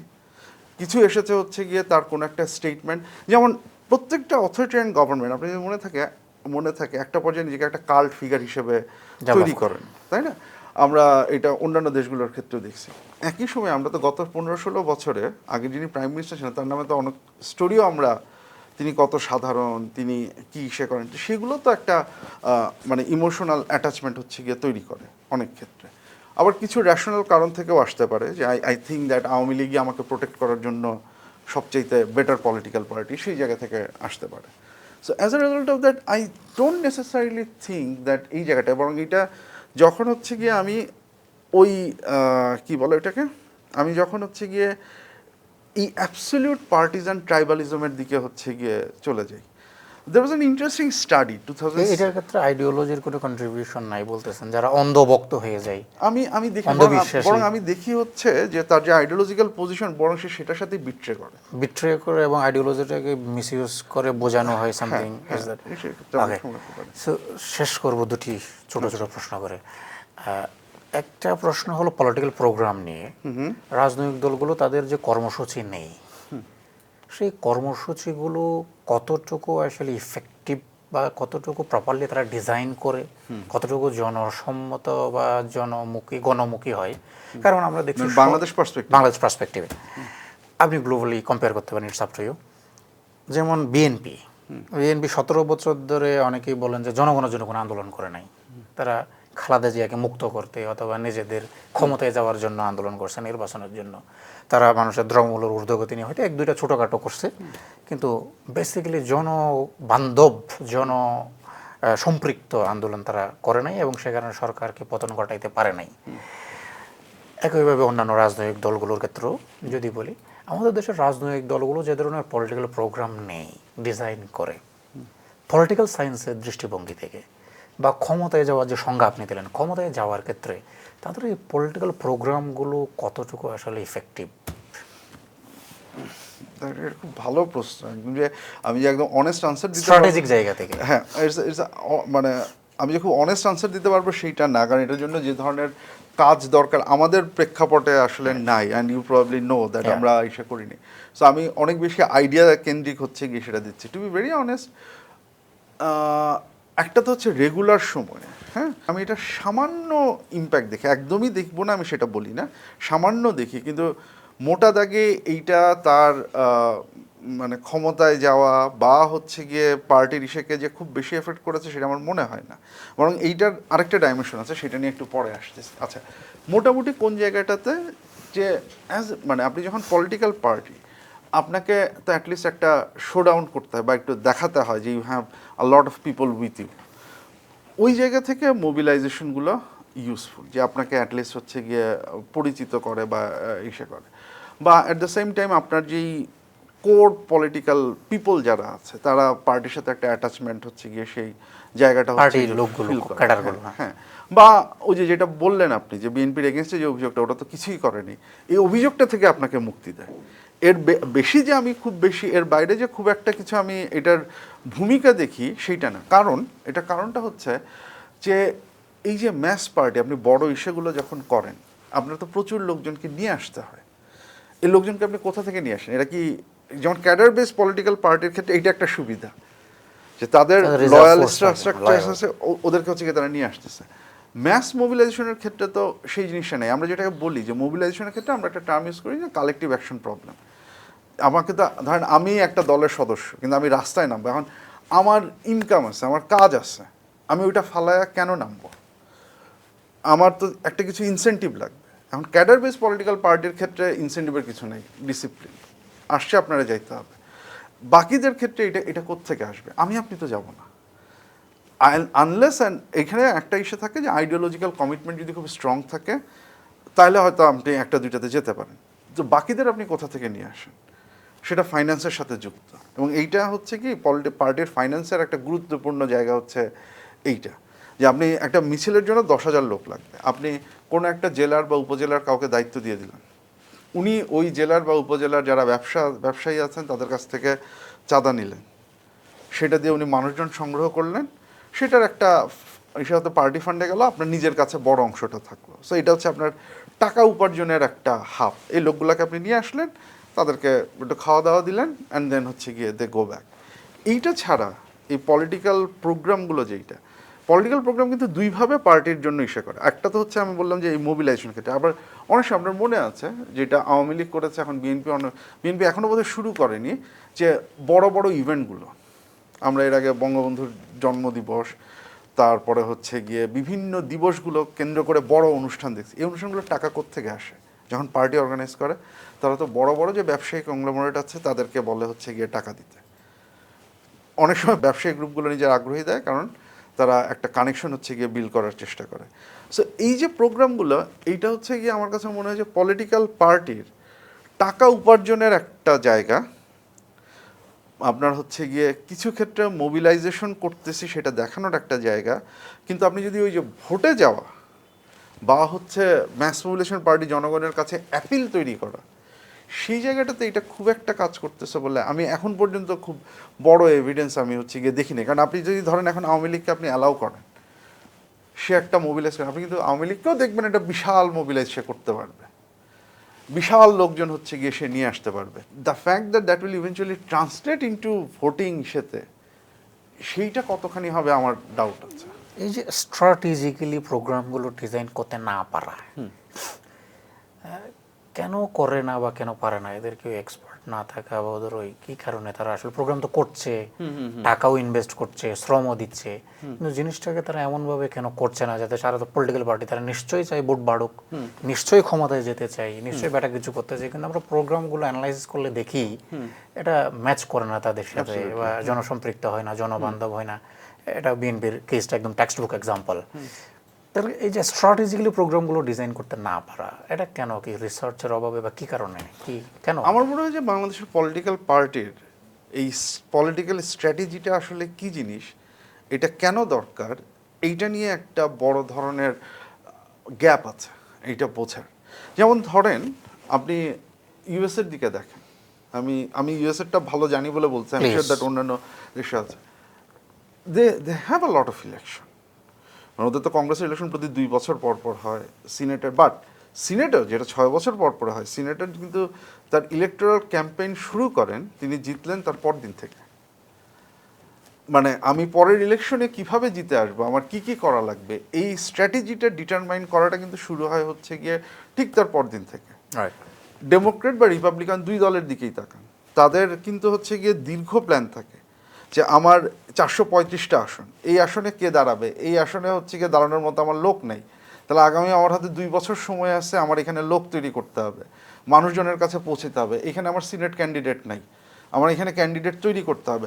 সো এই যে ইলেকশন অ্যান্ড ইলেকশন কেন্দ্রিক স্ট্র্যাটেজিগুলো, এবং এই মানুষটাকে তৈরি করার ক্ষেত্রে আমি কি করব, এই সিটের টকিং পয়েন্টটা কি, এই সিটের টকিং পয়েন্টটা কি, ন্যাশনালি টকিং পয়েন্ট কি হবে, আমি কাদের টার্গেট করব, সাবারবান মহিলা গ্রুপকে, ব্ল্যাক যে পপুলেশন আছে তাকে, হিসপ্যানিক পপুলেশন আছে তাকে, কার জন্য আমি কি মেসেজটা ইসে করব, deep research, data analysis, facts figures দেখা, অ্যান্ড হচ্ছে গিয়ে আপনার ওইভাবে স্ট্র্যাটেজি ন্যারেটিভ বিল্ড করা।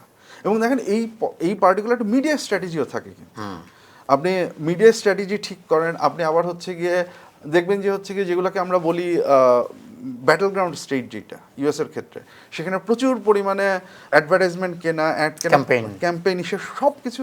অ্যান্ড যেটা বললাম যে this is not something you do in 2-3 months, আপনি এটাকে একটা লং টার্ম ধরে করেন, এবং আপনি এই জিনিসটাকে নিয়ে চিন্তা করেন, প্রফেশনালি করেন, এবং একই সাথে যেটা হচ্ছে যে এই প্রোগ্রামগুলো আপনি ডিজাইন করেন এইভাবে, প্রফেশনাল ইভেন্ট ম্যানেজমেন্ট। অ্যাবসলিউটলি। যেমন ধরেন ফর ইনস্ট্যান্স বিএনপি, তার ফ্ল্যাগশিপ প্রোগ্রাম হচ্ছে family card. So BNP as a political party, তার তো প্রোগ্রাম অনেক কিছু এই ফ্যামিলি কার্ড কেন্দ্র করে হওয়া উচিত ছিল, এবং অ্যাট দ্য সেম টাইম এইটা মাথায় রেখে যে আমরা ফ্যামিলি কার্ডকে এখন পাইলট ইস্যুতে দেখতেছি, পাইলট ইন্ট্রোডিউস করছে তারা বিভিন্ন জায়গায়। তো এখানে কি কি সমস্যা হচ্ছে, এই সমস্যাগুলোকে অ্যাড্রেস করার জন্য ডাটা এই সব কিছু নিয়ে, and then they try to sell it. তাহলে আপনার প্রোগ্রাম তো কেন্দ্র হওয়া উচিত, যদি এটা আপনার ফ্ল্যাগশিপ প্রোগ্রাম হয়, যেটার বেসিসে আপনি এক্সপেক্ট করতেছেন যে I will do something in the next election, যদি আর কিছু নাও হয় যে আমি এত সংখ্যক মানুষকে দারিদ্র্যসীমা থেকে উদ্ধার করছি, আমি সেফটি নেটটাকে একটা ডিসিপ্লিনের মধ্যে নিয়ে আসছি, আপনাকে তো এই জিনিসটা সেল করতে হবে। এবং এই সেল তো আপনি ইলেকশনের শিডিউল যেদিন ঘোষণা করবে, তারপরে আপনি 60 দিন বা 90 দিন পাবেন, তার মধ্যে আপনি করবেন না, আপনাকে করতে তো হবে এখনই, আপনাকে তো এখনই করতে হবে। যদি ইফ ইউর আ বিএনপি গাই, যে হোয়াট ইজ জামাত ডুইং, আমি এটাকে কীভাবে অ্যাড্রেস করবো, what is NCP doing, if you are an NCP guy you have to think similar way that আমি হচ্ছে গিয়ে। So this is a long term project, যেটাকে আপনাকে আগে থেকে নিতে হবে। না আপনি যদি সেইটা না করেন, তাহলে এই যে যেটা বললাম আমরা, তাহলে প্রোগ্রাম কি আপনার কাছে, প্রোগ্রাম হচ্ছে করার জন্য করা, প্রোগ্রাম হচ্ছে বিভিন্ন দিবস আসবে, সেখানে কিছু লোকজন নিয়ে আসা, খাওয়া দাওয়ার ব্যবস্থা করা, সবাই খাবে দাবে, তাদেরকে আমি এক জায়গা থেকে নিয়ে আসবো, তারপরে হচ্ছে গিয়ে আবার পাঠাবো, এর বিনিময়ে যদি পার্টি ফান্ডে কিছু টাকা আসলো তো আসলো। So this is what it is. Long term বা সাস্টেনেবল কোনো আউটকাম না না। এখানে আরেকটা ইন্টারেস্টিং বিষয় হলো, তারা যে ধরনের রিসার্চগুলো করেও, টুকটাক সার্ভে, এগুলোও করে তারা তার দলীয় লোক দিয়ে, এইটা একটা দলীয় এজেন্সি দিয়ে, বলে আরো বায়াস হয়, আরবিট্রারি হয়। Absolutely right. ওই ডেটার উপর ভিত্তি করে আবার তারা সিদ্ধান্ত নেয়। এবং তারা বলে আমরা বিশাল বিশাল সার্ভে করেছি, আমি রিসার্চ করেছি, ডেটা আছে আমাদের। উদাহরণ দিতে পারি, আমি নাম বলবো না। সো देयर वाज এরকম যে ধরেন কোন একটা এরকম সার্ভে টার্ভে করা, and you know the survey budget ভালো বাজেট, 10-12 লাখ টাকা ইজ হিউজ বাজেট, দরকার পড়ে আর কি অনেক সময় যদি আপনি এর মধ্যে করেন।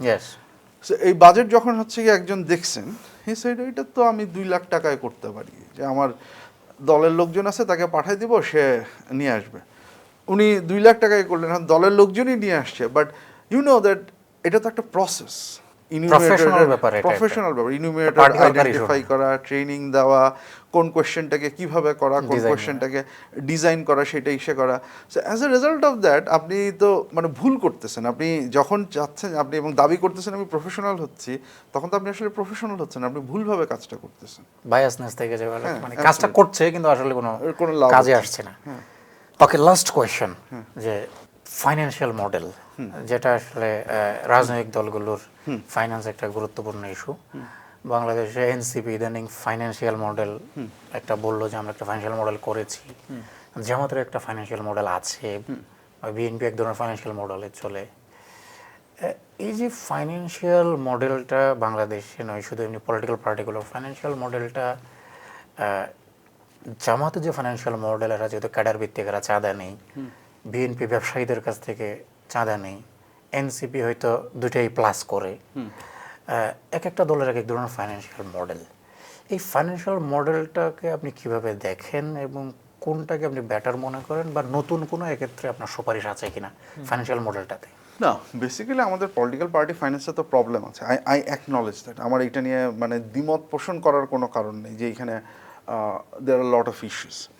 দেখেন, আমরা পার্টি ফাইন্যান্স নিয়ে কথা বলা আগে একটু হচ্ছে গিয়ে পার্টি ফাইন্যান্সটা আমি কী কারণে ইউজ করব সেই ডিসকাশনটা আসা দরকার, কারণ দোজ আর ইন্টারলিঙ্কড। আপনি যদি হচ্ছে গিয়ে যে একটু আগে আমরা যেটা নিয়ে কথা বললাম, যে আপনার যদি প্রোগ্রাম স্ট্র্যাটেজিক হয়, আপনি যদি ডেটা ইস্যু করতে চান এবং আপনি যদি হচ্ছে গিয়ে ডেটা ড্রিভেন স্ট্র্যাটেজি ইস্যু করে ওইভাবে কাজ করতে চান, তাহলে কিন্তু হচ্ছে আপনার ফান্ডিংয়ের নেচার, ডিমান্ড একরকম থাকবে। আপনার ফান্ডিংয়ের ডিমান্ড একরকম থাকবে এবং সেটা কিন্তু মোর আরও স্লিম লাইন করা যায়। মানে আমার প্রত্যেক দিন পার্টি অফিসে হিসাব মিছিল করার দরকার নেই, কারণ মিছিল ইজন্ট অ্যাডিং এনিথিং। বরং ওই মিছিলের অর্ধেক টাকা দিয়ে আমি হচ্ছে গিয়ে 10টা কনস্টিটিউয়েন্সিতে একটা সায়েন্টিফিক সার্ভে করতে পারি। That actually save a lot of money. So আগে পলিটিক্যাল পার্টিগুলোর ক্ষেত্রে এইটা প্রবাবলি আ লট অফ মানে work that needs to be done, যে কোন কোন পারপাস আসলে এসে করা উচিত। এইটা হচ্ছে একটা বাহ্যিক বা এক্সটার্নাল একটা সমস্যা, সেটার মধ্যে দিয়ে প্রত্যেকটা পলিটিক্যাল পার্টি যাচ্ছে। ওইটাকে যদি আমি বাইরে রেখে এসে বলি, ক্যাডার বেস পলিটিক্যাল পার্টিগুলোর তো হচ্ছে গিয়ে একটা যে আপনার সদস্য চাঁদা বা এই জিনিসপত্রগুলো এই জায়গাটা থেকে হচ্ছে গিয়ে টাকা পয়সাগুলো আসতেছে। এইটার যেইটা হচ্ছে একটা অসুবিধা, যেটা যদি অসুবিধা বলেন তাহলে জামাত আবার অনেক ব্যবসা প্রতিষ্ঠান দাঁড় করাইছে আপনাকে। হ্যাঁ, জামাত ওইটাকে অ্যাড্রেস করার জন্য এই সেগুলো দাঁড় করাইছে, বাট ওইটার অসুবিধা হচ্ছে ওই রকম যে আপনি মানে নিজস্ব ব্যবসা প্রতিষ্ঠান তৈরি করে ইনক্লুসিভিটিতে আবার কোনো ধরনের ঝামেলা তৈরি করতেছেন কিনা, মানে পার্টি লয়ালিস্টটাই শুধুমাত্র এখানে জায়গা পাচ্ছে কিনা, স্টেট আবার সেখানে ইন্টারফেয়ার করতে পারে, সেটা একটা। But that's one thing, that's একটাই সাথে চলতেছে। ম্যাস মোবিলাইজেশনে তো আপনি ব্যবসায়িক ইস্যুগুলোর কাছে আছেন, যার একটা ইম্প্যাক্ট পড়তেছে হচ্ছে গিয়ে পলিসিতে। মানে আপনি যদি ব্যবসায়ীদের কাছ থেকে টাকা নেন, as a result of that আপনি পার্লামেন্টে আপনি বেসিক্যালি হচ্ছে গিয়ে এমন পলিসি সাজেস্ট করা আপনার জন্য ডিফিকাল্ট যেটা তার ইন্টারেস্টের বিপক্ষে যাবে, বা আপনি অ্যাকাউন্টেবিলিটিও হচ্ছে গিয়ে এসে রাখতে পারবেন না। এখন এইগুলোর সমাধান যে করা যাবে না তা না। আপনি মানে আমি পার্সোনালি ইনস্টিটিউশন বিল্ডিংয়ের উপরে অনেক বেশি জোর দিই। যে আমরা ধরেন ইলেকশন কমিশন একটা করেছি, আনফর্চুনেটলি সেই ইলেকশন কমিশনকে আমরা এনফোর্সমেন্ট ক্যাপাসিটি দিইনি, বরং তাকে পাবলিক অ্যাডমিনিস্ট্রেশন বা ব্যুরোক্রেসির হাতে অনেক ক্ষেত্রেই মানে নিয়ন্ত্রিত রাখতেছে। আপনি ইলেকশন কমিশনের তো আসলে এই অর্থে যে ধরেন এই যে আপনার যে ফাইন্যান্সিয়াল রুলসগুলো আছে এগুলো ভায়োলেট করলে কোনো ব্যবস্থা নেওয়া, সেটা তো ইলেকশন কমিশন নাই ফাইন্যান্সের ক্ষেত্রে। শুধু ফাইন্যান্স কেন, আপনি নারীর অংশগ্রহণের কথাটা 2008-এ যখন তারা নিয়ম করলো, 2020-এর মধ্যে প্রত্যেকটা পলিটিক্যাল পার্টির 33% নারী এই সাথে স্ট্যান্ডিং কমিটি ঢোকানোর কথা, কেউ ঢুকায়নি। এবং আমাদের যেই পলিটিক্যাল পার্টিগুলো লেফট বা যারা অনেক বেশি নারী অধিকার নিয়ে কথা বলে, আপনি তাদের স্ট্যান্ডিং কমিটির হিসাব দেখেন, তারাও হচ্ছে গিয়ে ওই পার্সেন্টের মধ্যে যেতে পারেনি, বরং তাদের মধ্যে এমন অনেকগুলো পার্টি আছে যারা 10%ও রিচ করতে পারেনি। তো ইলেকশন কমিশন কি এই পলিটিক্যাল পার্টিগুলোর এগেনস্টে কোনো ব্যবস্থা নিচ্ছে? বরং তারা যখন সময় চাইছে সময় বাড়াই দিচ্ছে। সিমিলারলি এই যে ইলেকশন কমিশন একটা নিয়ম করে দিচ্ছে যে পার্টিকুলার তাদের এক্সপেন্ডিচারের একটা অডিট রিপোর্ট দিতে হবে, এগুলোকে কি টেস্ট করা হচ্ছে? এগুলোকে কি ঠিকঠাক মতো এনফোর্সমেন্ট বা ইসের মধ্যে আনা হচ্ছে? ইলেকশনের যেই এক্সপেন্ডিচার রিপোর্ট গতকালকে বা তার আগের দিন বোধহয় নিউজ পেপারে রিপোর্ট আসছে যে কতগুলো পলিটিক্যাল পার্টি এখনও তার এক্সপেন্ডিচার রিপোর্ট দেয়নি ইলেকশনে। What is election commission doing? তার ইন্ডিপেন্ডেন্স, তার ইনস্টিটিউশন বিল্ডিং, এই জায়গাটা হচ্ছে গিয়ে আমার কাছে অনেক বেশি ইম্পর্ট্যান্ট মনে হয়। ওইটা যদি আমি করতে পারি তাহলে হচ্ছে গিয়ে মেবি এই ক্যাডার বেস বা আপনার ম্যাস মোবিলাইজেশনের কিছু উইকনেসকে আমি অ্যাড্রেস করতে পারবো। এইটা হচ্ছে আমার পার্সোনাল ধারণা। এখন আরেকটা যেটা যে স্টেট ফাইন্যান্সিং যে মডেলটা, I am not against that. আমি আমি এটাকেও টেস্ট করা উচিত, আমি এটা মনে করি পাইলট ভিত্তিতে আপনি করে দেখতে পারেন। বাট এগেইন আমি যে আর্গুমেন্টটা ওই অনুষ্ঠানেও দিয়েছিলাম যে আপনি নতুন একটা কোনো কিছু তৈরি করার আগে you have to consider the context. আমরা একদম ওই যে শুরুতে যে আলোচনাটা করতেছিলাম যে একটা রাজনৈতিক দল অন্য একটা আইডিওলজি নিয়ে আসতেছে, আমার কাছে মূল ইম্পর্টেন্ট ফ্যাক্টরটা হচ্ছে তার অ্যাডাপ্টেশন। সো আমি স্টেট ফাইন্যান্সিং মডেল যেটা নিয়ে আসছি সেটা আমার এখানে কাজ করবে কিনা। যেমন ধরেন ওই দিনের বিতর্কে আপনার মনে আছে যে one of the argument was যে পলিটিক্যাল পার্টিগুলা যেহেতু তাদের পার্সেন্টেজ অফ ভোট অনুযায়ী ফান্ড পাবে, as a result of that there will be no problem. এখন আমাদের ভোটিং সিস্টেমটা কি? আমরা কি প্রপোর্শনাল রিপ্রেজেন্টেশন ফলো করি? না তো, আমরা তো ফার্স্ট পাস দ্য পোস্টে যাই। তো আমার ফার্স্ট পাস দ্য পোস্টে আপনি প্রপোর্শনাল রিপ্রেজেন্টেশন দিয়ে টাকা ডিস্ট্রিবিউট করেন, ঠিক আছে, কিন্তু আমার ফার্স্ট পাস দ্য পোস্টে আসন বেশি পাবে তো দুই দল, ডুভার্জার্স ল। আপনি ফার্স্ট পাস দ্য পোস্টে গেলে দুইটা দল, এখন আমি একটা দল আর ধরেন হচ্ছে জামাত আর একটা দল। আমরা দেখতেছি যে আমরা দুইজনই ক্ষমতায় আসতেছে, এই শুধু শুধু, এবং আমরা দুইজন মিলে 70%-এর মতো, এখন তো 80%-এর মতো ভোট পাইছে। তো বাকি 20% ভোট এরা টাকাটা নিবে কেন? তাহলে আমি কি করব? আমি হচ্ছে গিয়ে এই 20% পলিটিক্যাল পার্টি যেন আর পার্টিসিপেট করতে না পারে, আমি সেই দিকে যাব আস্তে আস্তে। আমি এটাকে একটা টু পার্টি সিস্টেম, যেটা ওই যে কার্টেলাইজেশনের যেটা, যদি আমাকে ইন্ট্রোডিউস করতে হয় তাহলে তো আমাকে আগে প্রপোর্শনাল রিপ্রেজেন্টেশনে যেতে হবে। তো আমি কি প্রপোর্শনাল রিপ্রেজেন্টেশনে যেতে পারবো? সেটা না যে আমি যদি এখন এটা করি তাহলে তো হচ্ছে গিয়ে এই সিস্টেমটা এসে হবে, এটা তো কোনো মানে উপযুক্ত অবস্থা হলো না। সেকেন্ড যে জিনিসটা যেটা নিয়ে ওই দিন কথা হয়েছিল, and I did not understand that taxation, মানে পাবলিক ফান্ড তো tax. Yes, that was a question. হ্যাঁ, Yes, yes. এবং যেটা যে আনসারটা আসছিল ওইখানে আগে, আমার পয়েন্টটা ছিল হচ্ছে গিয়ে আমি কথার কথা আমি চাই না যে আমার ট্যাক্সের টাকা জামাতের ফান্ডে যায়। Fund আছে। তখন হচ্ছে আমি তো, আপনি এখন আমাকে বলতেছেন দিতে, আমি দিব না। এখন উনার আনসার ছিল হচ্ছে না, যেহেতু পার্সেন্টেজ অফ ভোটে যাচ্ছে, কাজেই যে যত পার্সেন্টেজ ভোট পাচ্ছে তার কাছে সেই পরিমাণ টাকা যাচ্ছে। আচ্ছা, ট্যাক্স কি এইভাবে কাজ করে? আমি যখন ট্যাক্স দিই আমি কি ইয়ারমার্ক করে দেই যে আমার ট্যাক্সের টাকায় ভোলা থেকে বরিশাল পর্যন্ত ব্রিজ বানাইতে হবে? এটাকে আমি দিতে পারি? আমার টাকাটা তো স্টেটের কাছে যায়, স্টেট তো তারপরে হচ্ছে গিয়ে অ্যালোকেট করে। আর এইখানে এগেইন আরেকটা যেটা বড় ইস্যু, আপনার ট্যাক্সেশন সিস্টেমটা কি? এটা কি প্রোগ্রেসিভ? এটা কি হচ্ছে গিয়ে অ্যাক্রস দ্য বোর্ড? কারণ প্রোগ্রেসিভ যদি হয় তাহলে আমি বেশি ইনকাম করলে আমি বেশি টাকা দিচ্ছি, তো তাহলে as a result of that পার্সেন্টেজের সাথে এটা তো একটা কনফ্লিক্ট হচ্ছে। তাহলে আমাকে আগে ট্যাক্সেশন সিস্টেমটা ঠিক করতে হবে। তাহলে দেখেন, জাস্ট দুইটা জিনিস বললাম, যে পাবলিক ফাইন্যান্স যদি আপনি ঠিকঠাক মতো করতে চান তাহলে আপনার ভোটিং সিস্টেম নিয়ে আপনার চিন্তা করতে হবে, আপনার ট্যাক্সেশন সিস্টেম নিয়ে আপনার চিন্তা করতে হবে, তারপরে হচ্ছে গিয়ে আপনার এটাকে ইনফোর্স করবেন কীভাবে, ইনস্টিটিউশনাল ক্যাপাসিটি বিল্ডিং, সেটা চিন্তা করতে। এইগুলো যদি আমি না করে যদি আমি পাবলিক ফাইন্যান্সে যাই তাহলে কি সেটা আদৌ আসলে কোনো উপকারে আসবে? That was my point, that I am not against that, but এই ক্রিটিক্যাল পয়েন্ট। হ্যাঁ, এই ঝামেলাগুলোকে আমাকে চিন্তা করে এইটার একটা সলিউশন হিসেবে করে আমি শুরু করি, আমার কোনো আপত্তি নেই। আপনি কোনো ফাইন্যান্সিয়াল মডেল প্রপোজ করতে পারেন বেটার কোনো? আমাকে আরো ফায়দা নিয়ে কোনো স্টাডি আছে, কেউ করেছে বাংলাদেশে? আমরা মানে দায়রা থেকে একটা ইসে করা হয়েছিল, বাট এটা মোর এখনো প্রবলেম ডেফিনেশনের জায়গায়, we are working on it, দেখা যাক এটা নিয়ে কিছু করা যায় কিনা। আপনাকে আপনার সময়ের জন্য অনেক ধন্যবাদ। Thank you so much. অনেক ধন্যবাদ।